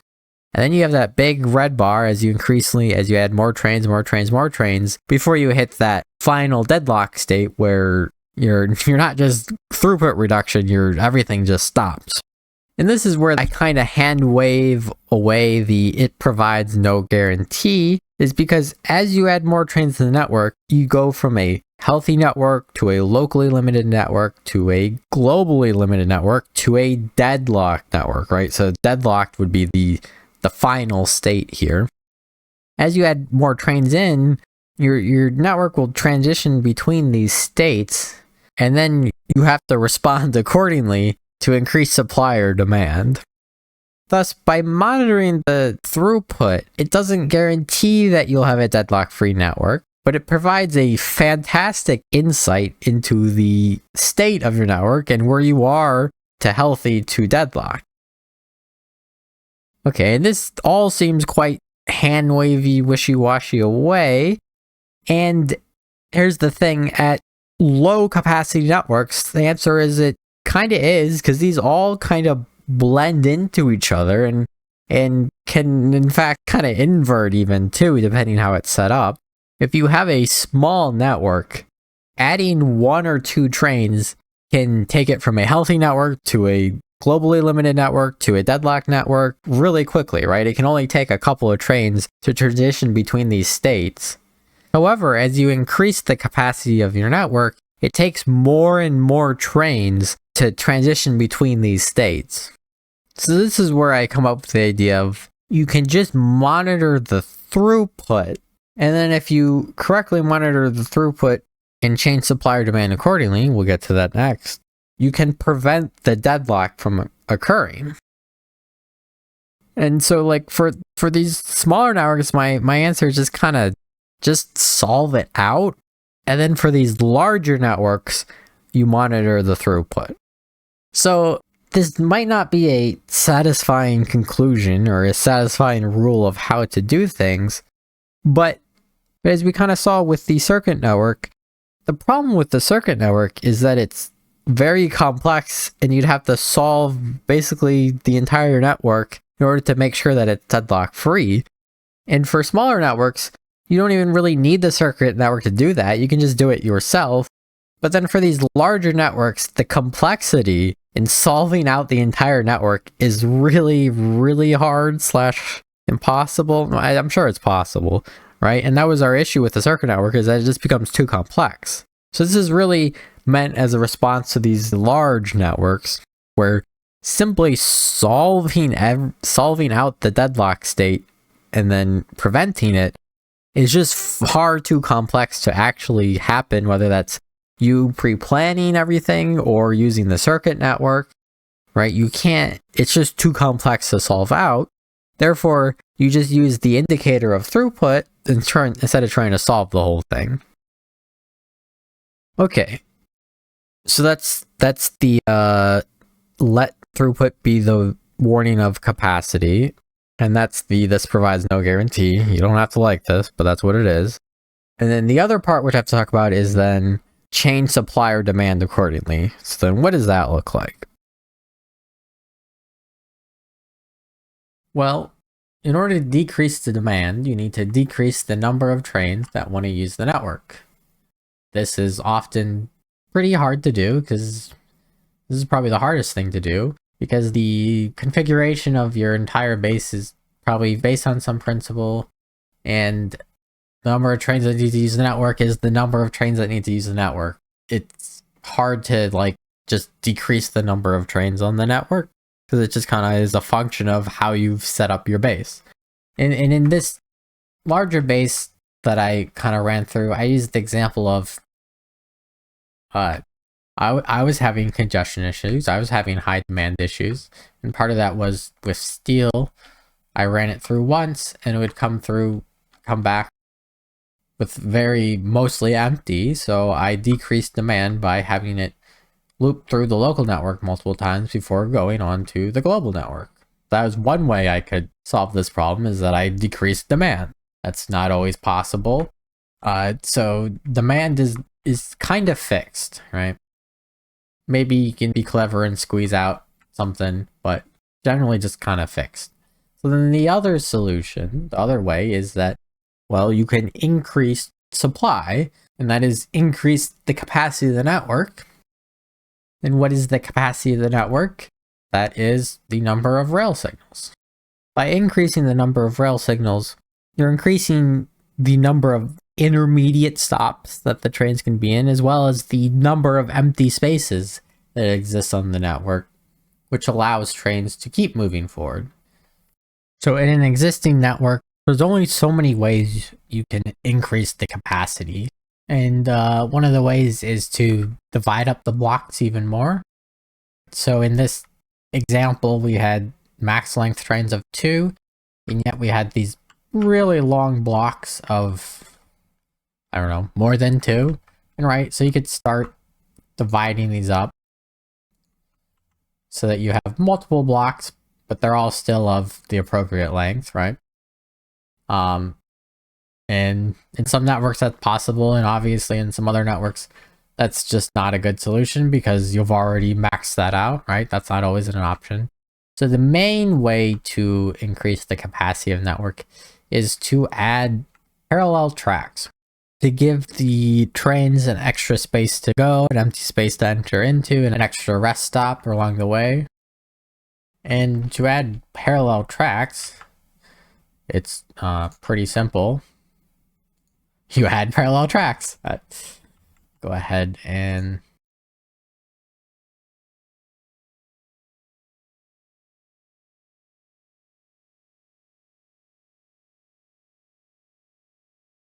I think that's fine, right? So now, I mean, basically you've added parallel places to go.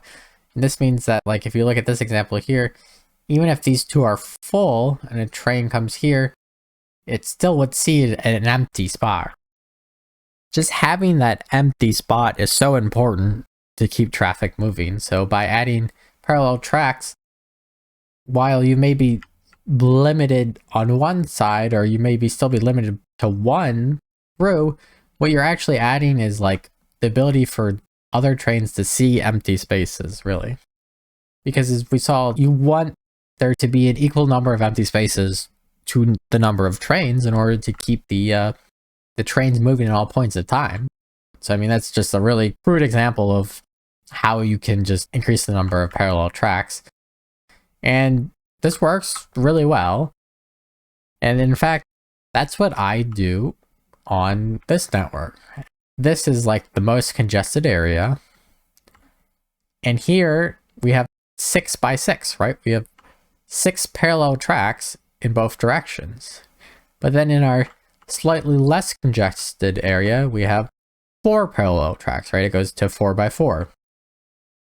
And they're literally just parallel, right? I mean, just parallel tracks, and it just gives spaces for trains to move around, basically. And then as like it got less congested, I went to 2 by 2, right? I need less parallel tracks, right? And then I went down to 1 by 1, and then I went to bi-directional tracks, only one kind of thing. And just by creating parallel paths, you increase capacity. And part of that is because the train pathfinder will use parallel paths, right? They'll use all the tracks. The train pathfinder is good enough that it will use all the paths.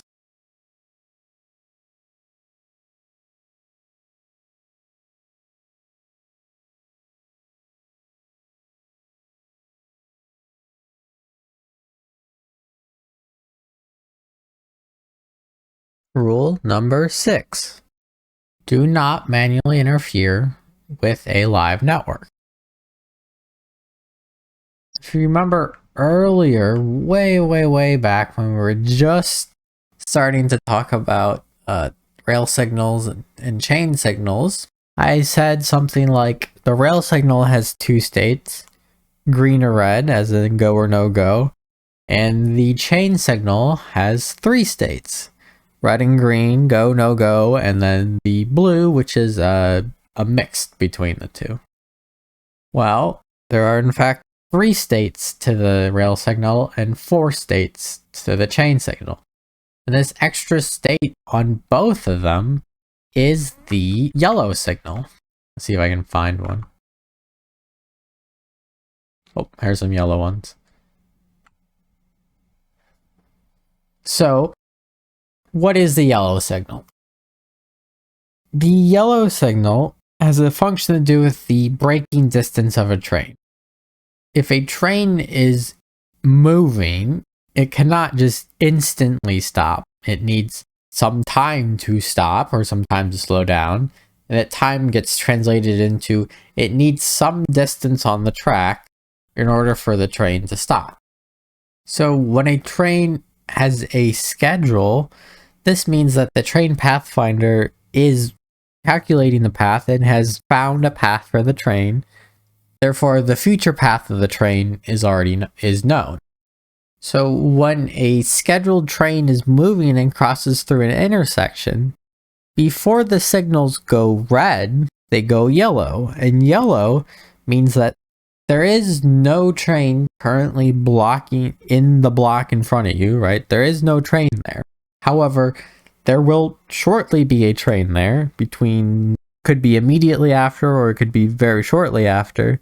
And if you were to block, that moving train would not be able to stop in time, and it would crash. So from a go or no-go perspective, a yellow state gets collapsed into a red state in that you just shouldn't go. But it's a little bit more nuanced because the yellow state means that there is no train in the block. It just means that there will be a train in the block. So why does this matter at all? Well, when you're manually driving a train around, you do not get yellow lights. The reason why you don't get yellow lights is because the yellow lights come from the train pathfinder. And when you're manually driving, there is no train pathfinder because you are the train pathfinder. You're driving, right? You're manually driving, which means that when you come up to an intersection, when you're manually driving around, the train pathfinder cannot like pre-reserve slots for you. And the issue here is that, well, the most likely outcome is that you'll have a crash with other trains on the network. And when you have a crash, you can either destroy the locomotive, causing wagons to just sit on the network, or you can split a train in half. I think when you destroy some locomotives, the train just stops. I don't remember exactly how it works, but you know, the end result is you've crashed, and now you have various train parts scattered throughout your network, or you have wagons without locomotives on them, and well, no duh, this is going to cause a blockage because you have wagons sitting on the middle of the network. So this is kind of like a no duh situation. And manual driving on the network used to be a much bigger issue, but thankfully, because the devs are so good, they added temporary stops, so it's really easy to just go wherever you want with a schedule instead of manually driving. So if you want to cross the network, just use the temporary stops. The other part of editing a live network is the changing rail signals on a live network, or adding or removing rail signals, right? Because if you remove a path that a train is trying to take, the train pathfinder is good enough that as long as there is an alternate path, no matter how complex or how weirdly it has to path, it will take that path. That often means that if you delete like the correct path, or temporarily delete it, you know, because you're editing the network, live trains in the network will often path through places they're not normally supposed to path. This can cause issues if trains are pathing and going where they're not supposed to go. This can definitely cause issues, right?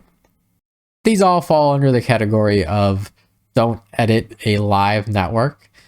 But the impact is this isn't really that big of a deal of a rule, because if you manually drive through an intersection and you cause a crash, well, the cause and effect of the crash is very obvious, right? It's not just like, oh no, how did this wagon get here? Well, it's because I ran into it.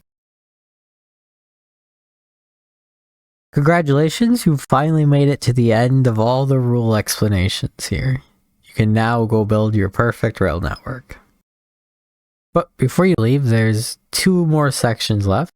The next section is a summary and conclusions. This doesn't contain any new information, but it does kind of wrap up the information provided in a format that's shorter than 4 hours. And then there's another section after that where I talk about, what about rail signals and deadlocks and trains in real life? How do we prevent deadlocks on our actual real life rail networks? And stick around if you want to learn about that.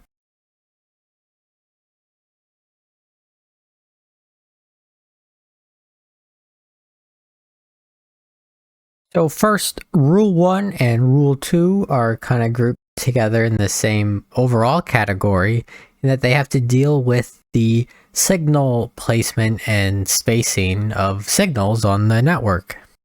So Rule 1 is, the first rail signal post-crossing junction must be greater than or equal to the maximum train length if shorter, a correctly sized empty location must be guaranteed in a subsequent block via other methods. For example, rule number 3.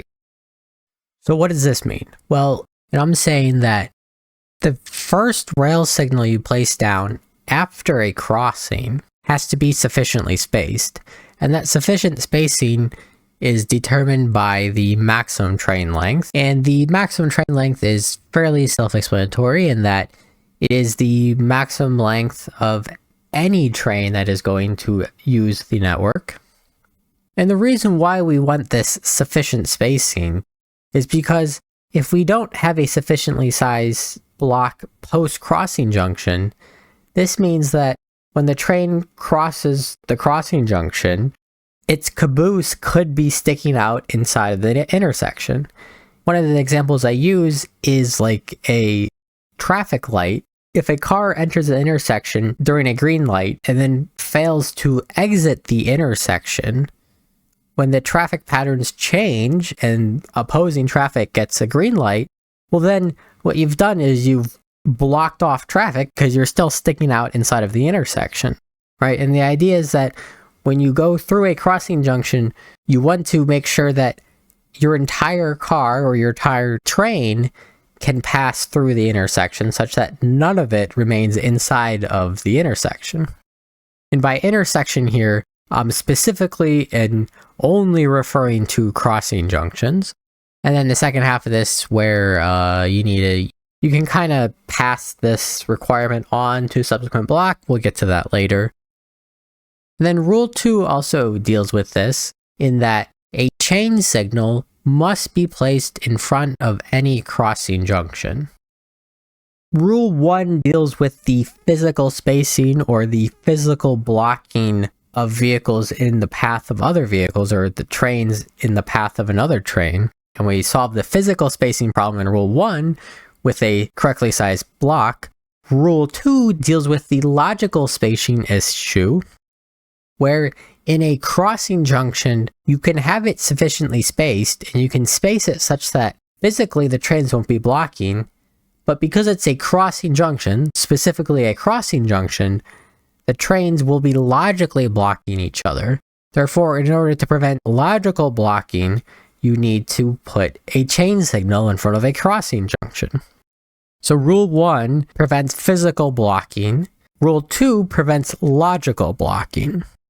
So the community often uses the mnemonic chain in, rail out to explain to new players or old players like me alike to explain how you signal things properly.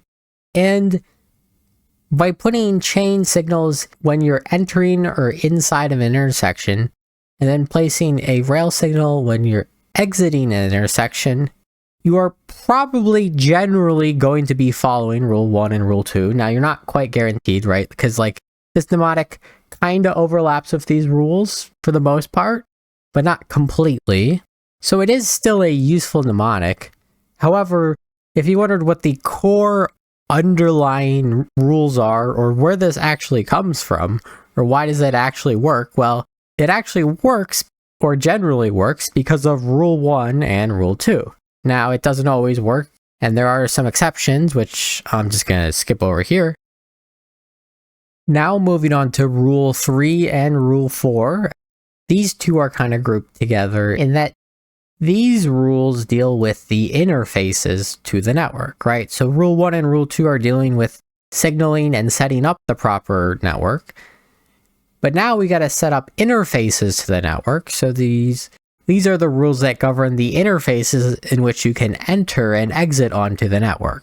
So rule 3 is, a train shall not enter the network until it has a guaranteed empty location at the exit.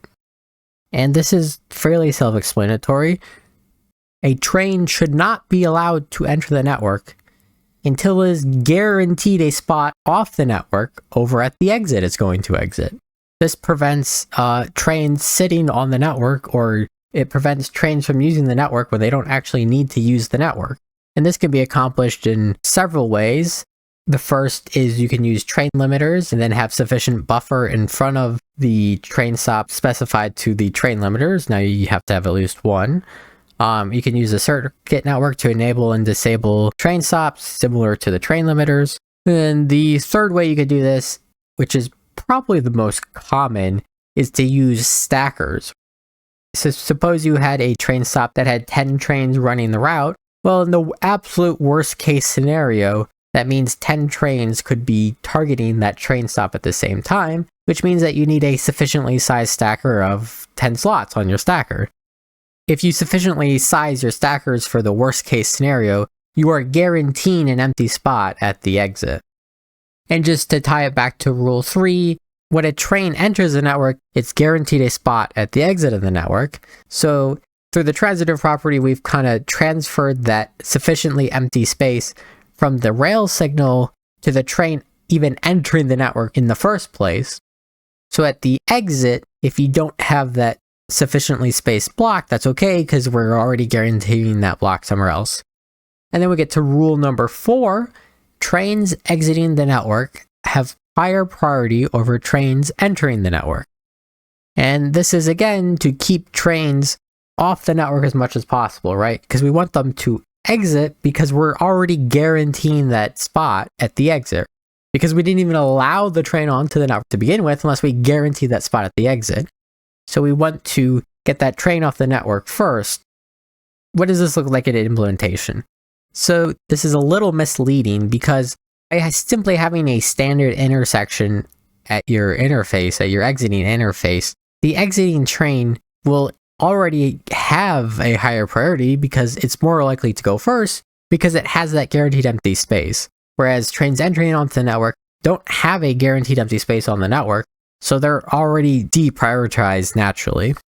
Now what this rule really means and what it really applies to in that a train entering the network cannot block a train exiting the network, right? You can't set up your interface in such a way that the train trying to enter the network is blocking the train trying to exit the network. All right, and then rule number 5 is the true doozy of the rules here. This is going to be the this is the one that took an hour, 2 hours, I don't even know. This is the complicated one. So rule number 5, trains entering the network must merge directly after a rail signal using a chain signal, or let throughput be the warning of capacity and change supply or demand accordingly. This provides no guarantee. If you're confused, that's okay. This is a very confusing one. So the root problem that we're trying to solve with rule 5 is the capacity problem. And that is, a train network has a finite capacity, and if you exceed that capacity, you will cause a deadlock. So the question is, how do you make sure that the network does not exceed its capacity? And there's no great solutions to that. Although maybe you can prove me wrong, but there's just really no great solution to that. I go through the limiters solution. That's the first part of this. Trains entering the network must merge directly after rail signal using a chain signal. This is the signal limiter. I'm just going to skip over how that works. It's a whole thing. And the other type of limiter is the circuit network limiter. We'll get to that in a moment. And the problem with the limiters is that they become either way too complex to actually implement and use, or they become way too overly restrictive, such that they could actually starve out a thread or starve out a train from ever entering. Which means there's no good middle ground limiter that isn't too complex and isn't too restrictive, right? And that's the problem. My solution to that, what you do is you monitor throughput, because throughput is a good insight into the state or the healthiness of your network, and is a good indicator of how close you are to the max capacity, which means how close you are to a deadlock situation. And then, if you're monitoring the throughput, you can then change supply or demand in order to mitigate the risk of the deadlock. And that's where it doesn't actually provide guarantee because you're just monitoring it and then making changes accordingly. The problem with these like large base scaling networks is that they just become way too complex to just solve the whole thing to prevent the capacity problem from ever happening. You can't, I mean, you can, but it's just not that realistic to just solve out the whole thing to prevent the deadlock. So you just monitor it and then make changes accordingly. And I am skipping over so many things here, probably like 2 hours worth of content. So if you're confused on this rule, that's okay. And this is probably as good as place as any, and I've mentioned it a few times, is to go over this asterisk here. What is this asterisk on every rule? Because of course there's an asterisk on every rule. The asterisk is you can bypass any rule in whole or part by using the circuit network. And I've mentioned this a few times for a couple of these rules, in that, say for rule 1 and rule 2, where you're dealing with the placement of signals, you can replace those signals with the circuit network. You could either implement these rules with the signals, or you can implement these rules with the circuit network. And you could do this in whole, replace all signals, replace the entire thing with circuit networks instead of letting the signals do it. Or you could do it in part.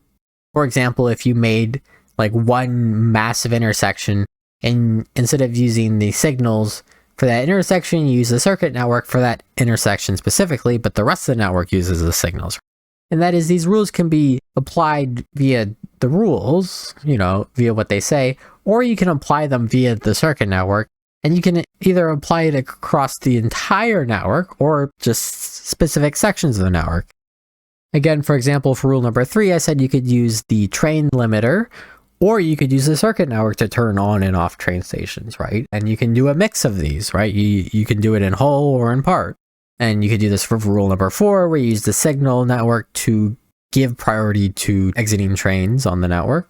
And again, in rule number 5, I mentioned it, you could use the circuit limiter as a way to limit the number of trains on the network. And then we get to rule number 6. Do not manually interfere with a live network. You are a dumb monkey. Don't touch it. You are going to mess it up.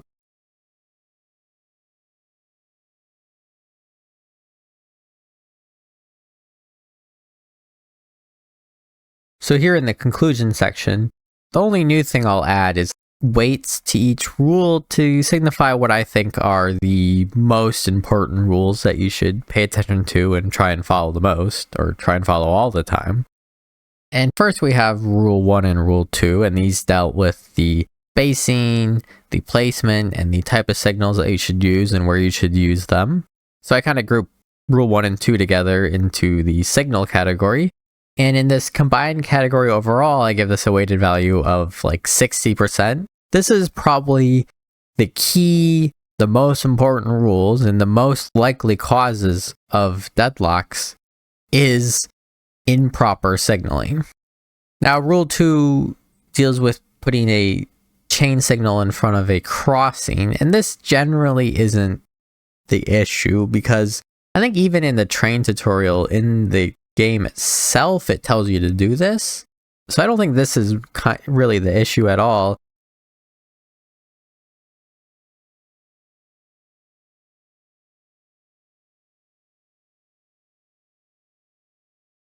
It's really that rail signal spacing that if you don't understand the spacing issue, you probably won't just pick it up, and I don't think the tutorial covers that at all.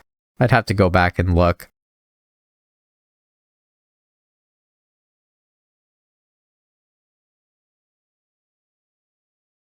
But it's this rail signal spacing post-crossing junction that is probably the cause of most blockages. I say like 60%. Maybe I should up that to like 70%.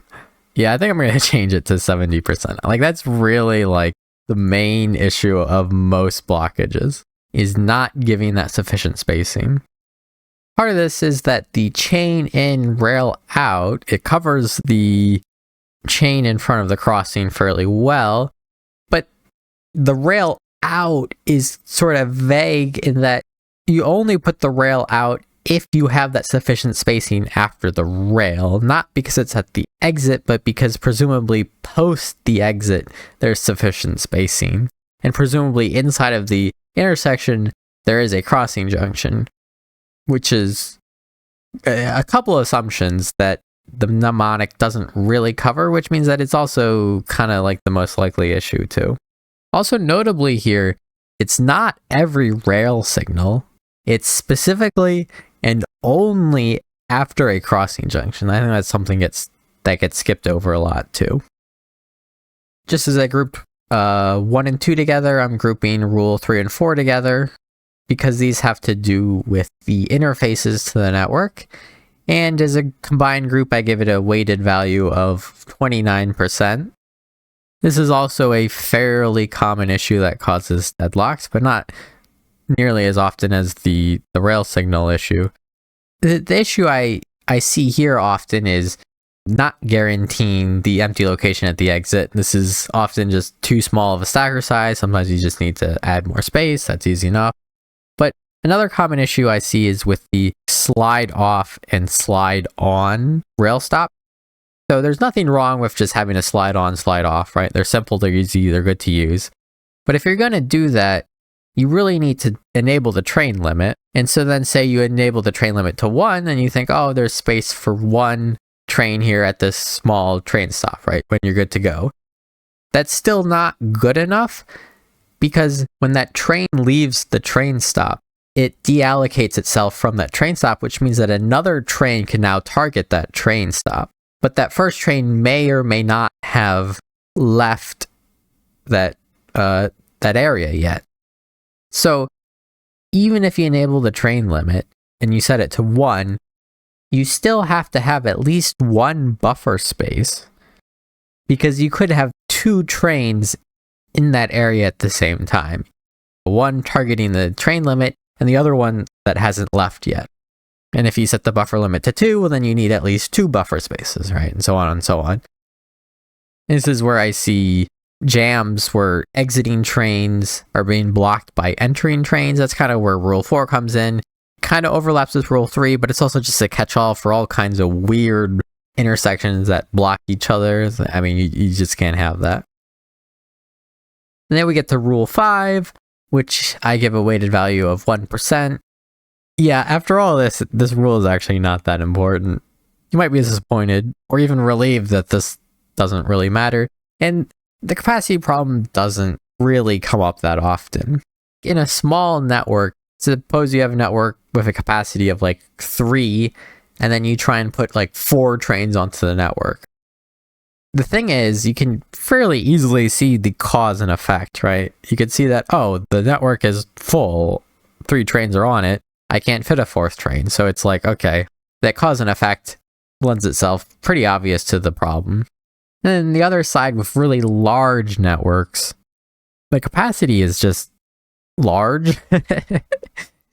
It's just actually really, really large, and you probably have less trains than capacity on the network.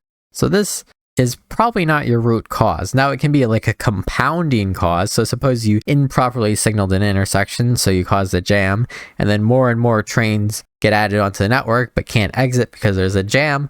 And then eventually you may get to a deadlock situation due to capacity in addition to the deadlock due to the intersection signaling issue. But the root cause of it was the improper signaling. The root cause was not the capacity issue. So it can be a compounding issue, but it's not really the root cause. I mean, it rarely is. So like you just basically don't have to worry about this.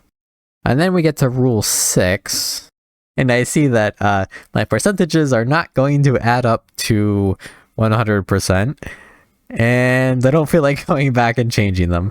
So it's just going to go up to 101%. Whatever. It doesn't actually matter. I also give rule 6 just a 1% because kind of the same reason for rule 5 on the smaller networks, in that the cause and effect is actually just really easy to see.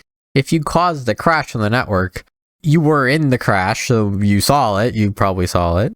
And if you didn't see it, well, then you can go back and you can see that there's errant wagons and locomotives just kind of spread across the network or in a block or something. And again, the cause and effect is pretty obvious. If you look at a block and there's just a random wagon there with no locomotive, well, that's a pretty obvious cause of why there's a blockage kind of thing. So it's really easy to trace. So I mean, overall, that rail signal post crossing junction is probably the most likely cause of every deadlock you've ever seen. Like, this is probably, I probably should upgrade this to like 99%, because this is probably 99% of all blockages is due to that rail signal post crossing junction and it being insufficiently spaced. Another 1% is probably due to not putting enough buffers in front of your train stops. And then the rest kind of just doesn't matter. I mean, it can come up occasionally, and if you're going for the perfect network, it's important, but it really doesn't matter a whole lot.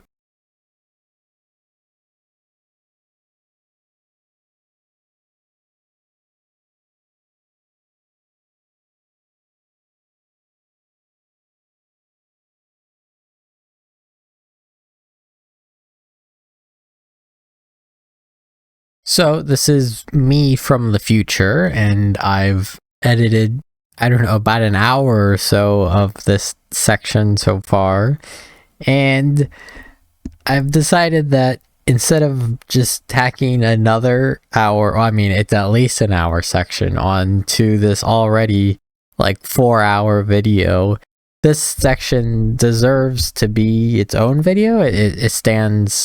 It can stand up on its own, and it deserves its own spot. So if you're really interested in how does Factorio compare to real life, the good news is that this is some premium content, so good that I think it deserves its own video, and it's already at least an hour long. The bad news is that it's not here, and it's not ready yet unless you're watching this video in the future. And then maybe it is up already. Sorry for lying to you about the section being at the end here. I'm too lazy to go back and change all my references I did to this section, because then that changes time codes too, and that just sounds like a huge pain. Also, this file is now like a 4-hour long file. There's like several thousand clips in it. It's very laggy and very annoying to work with, so I really don't feel like going back and changing every reference I make to this section to deleting it or making a comment. So sorry about that if you're really interested. The good news is that it's a whole thing now. It's a whole video that stands up on its own. I mean, originally it was supposed to be just like another like little 10-30 minute segment at the end where I just make some fun comparisons, and then that's that. But instead, every time I opened it, I just like, I want to add this, I want to add that, I want to talk about this, and then I go off on this tangent, and then I come back, and then I just go right off on another tangent and come back. Kind of like how this video is. Like, this video was supposed to be like a 10-30 minutes of how to make a good rail network. But believe it or not, I think I mentioned this, because every time I open this damn file, I'm just like, yeah, but I want to talk about this now, so then I add this in. But then I'm like, oh, I'm talking about this now, so I really want to talk about that now. So then I talk about this and that, and then I'm like, all right, I think that covers that. And I move on to like the original thing I was going to talk about. And then I'm like, oh, but then there's this thing about that thing about this thing. But now that I've covered that thing, I really want to cover this thing. And every time I open this file, there's just like something else I want to add. And that's how this originally was supposed to be, like a 10-30 minute video, turned into a 4-hour video, which now turned into a multi 4-hour videos, because several things got cut from this video. Because I've alluded to several times now, but something that got completely cut from this video is how to build a high throughput network. This video is merely about how to build a deadlock free network. I cut the entire throughput discussion. Now obviously there's some crossover that I had to talk about, but like that's a whole section that got cut. And then I'm also cutting, and when I say cut, I mean it's being worked on. There's a whole nother video about that. It's coming out eventually. And then same with this section. this used to be a short section, but now there's enough to make it its own video to stand on itself. And then this video itself was supposed to be about how to build a train network, and this was supposed to be this was originally like a 30-minute section in my video explaining how I made the 130 standard rail car length network. This was originally a small section in that of how to build a good network, because when you're building 8-length car networks, a lot of things just don't matter. But when you scale it up to 130 in length, everything really does matter. So this was originally a little 30-minute video inside of my base explanation video. Then I pulled that out, and it's just every time I open this file, there's just something else I want to add. I swear, this originally what this was going to be was a 15. All of this was originally going to be a 30-minute video explaining the base I made. But every time I open the file, every time I look at it, there's just something else to talk about, something else I want to add in. And then for everything I add in, there's 2 more things I want to add in. And it just grows and grows and grows and grows and grows. And it's just oh my god. That's why there's the audio at time is kind of patchworky, because because it is kind of patchworky, because I've kind of poked at it for a while now. I've had this original idea for probably over a year, and I just kind of open it up and work on a section and then close it up, and then a month later I'll open it up again and work on another section and then close it up. And so the audio is kind of patchy, and in some places I went back and fixed it, but in a lot of places at some point I just kind of move on and get this done, because part of my problem is that instead of just calling it done, I get so much anxiety about posting it. So instead of posting a video, instead of just finishing up the concept and then just posting the video, I have so much anxiety about it that every time I open up, instead of posting it, I'm yeah, but I could add another section to it. And then I add that other section to it, and I'm alright, this time, after I add this section, this time I'm going to post the video. And I'm alright, this is a great video, but then I get anxiety about posting it, and I'm yeah, but then I could add this section in there, then I could add this thing in there too. So then I add that thing, so then I work on that thing. So I'm yeah, that'd be good if I added that. So then I work on the video some more, add that thing in, and then I'm alright, I'm ready to post it. But then I get anxiety about posting it again. So then I open it up, so then I leave it sit, and then I open it up later, and I'm I could add this thing into it. Then I add that thing into it, and then I kind of finish it up, and I'm alright, I'm about ready to post it. Then I get anxiety, and I'm the cycle just repeats and repeats, and now it's just absurd at what this actually is at this point. And I just have to just get over it and just post the damn thing. So this is me posting the damn thing, I think. Hopefully. Oh yeah, I currently have 3 subscribers. If you could subscribe and I make it to 1,000, then I can turn monetization on, and that would definitely give me some motivation. Definitely encourage me to make a few more videos a little bit faster.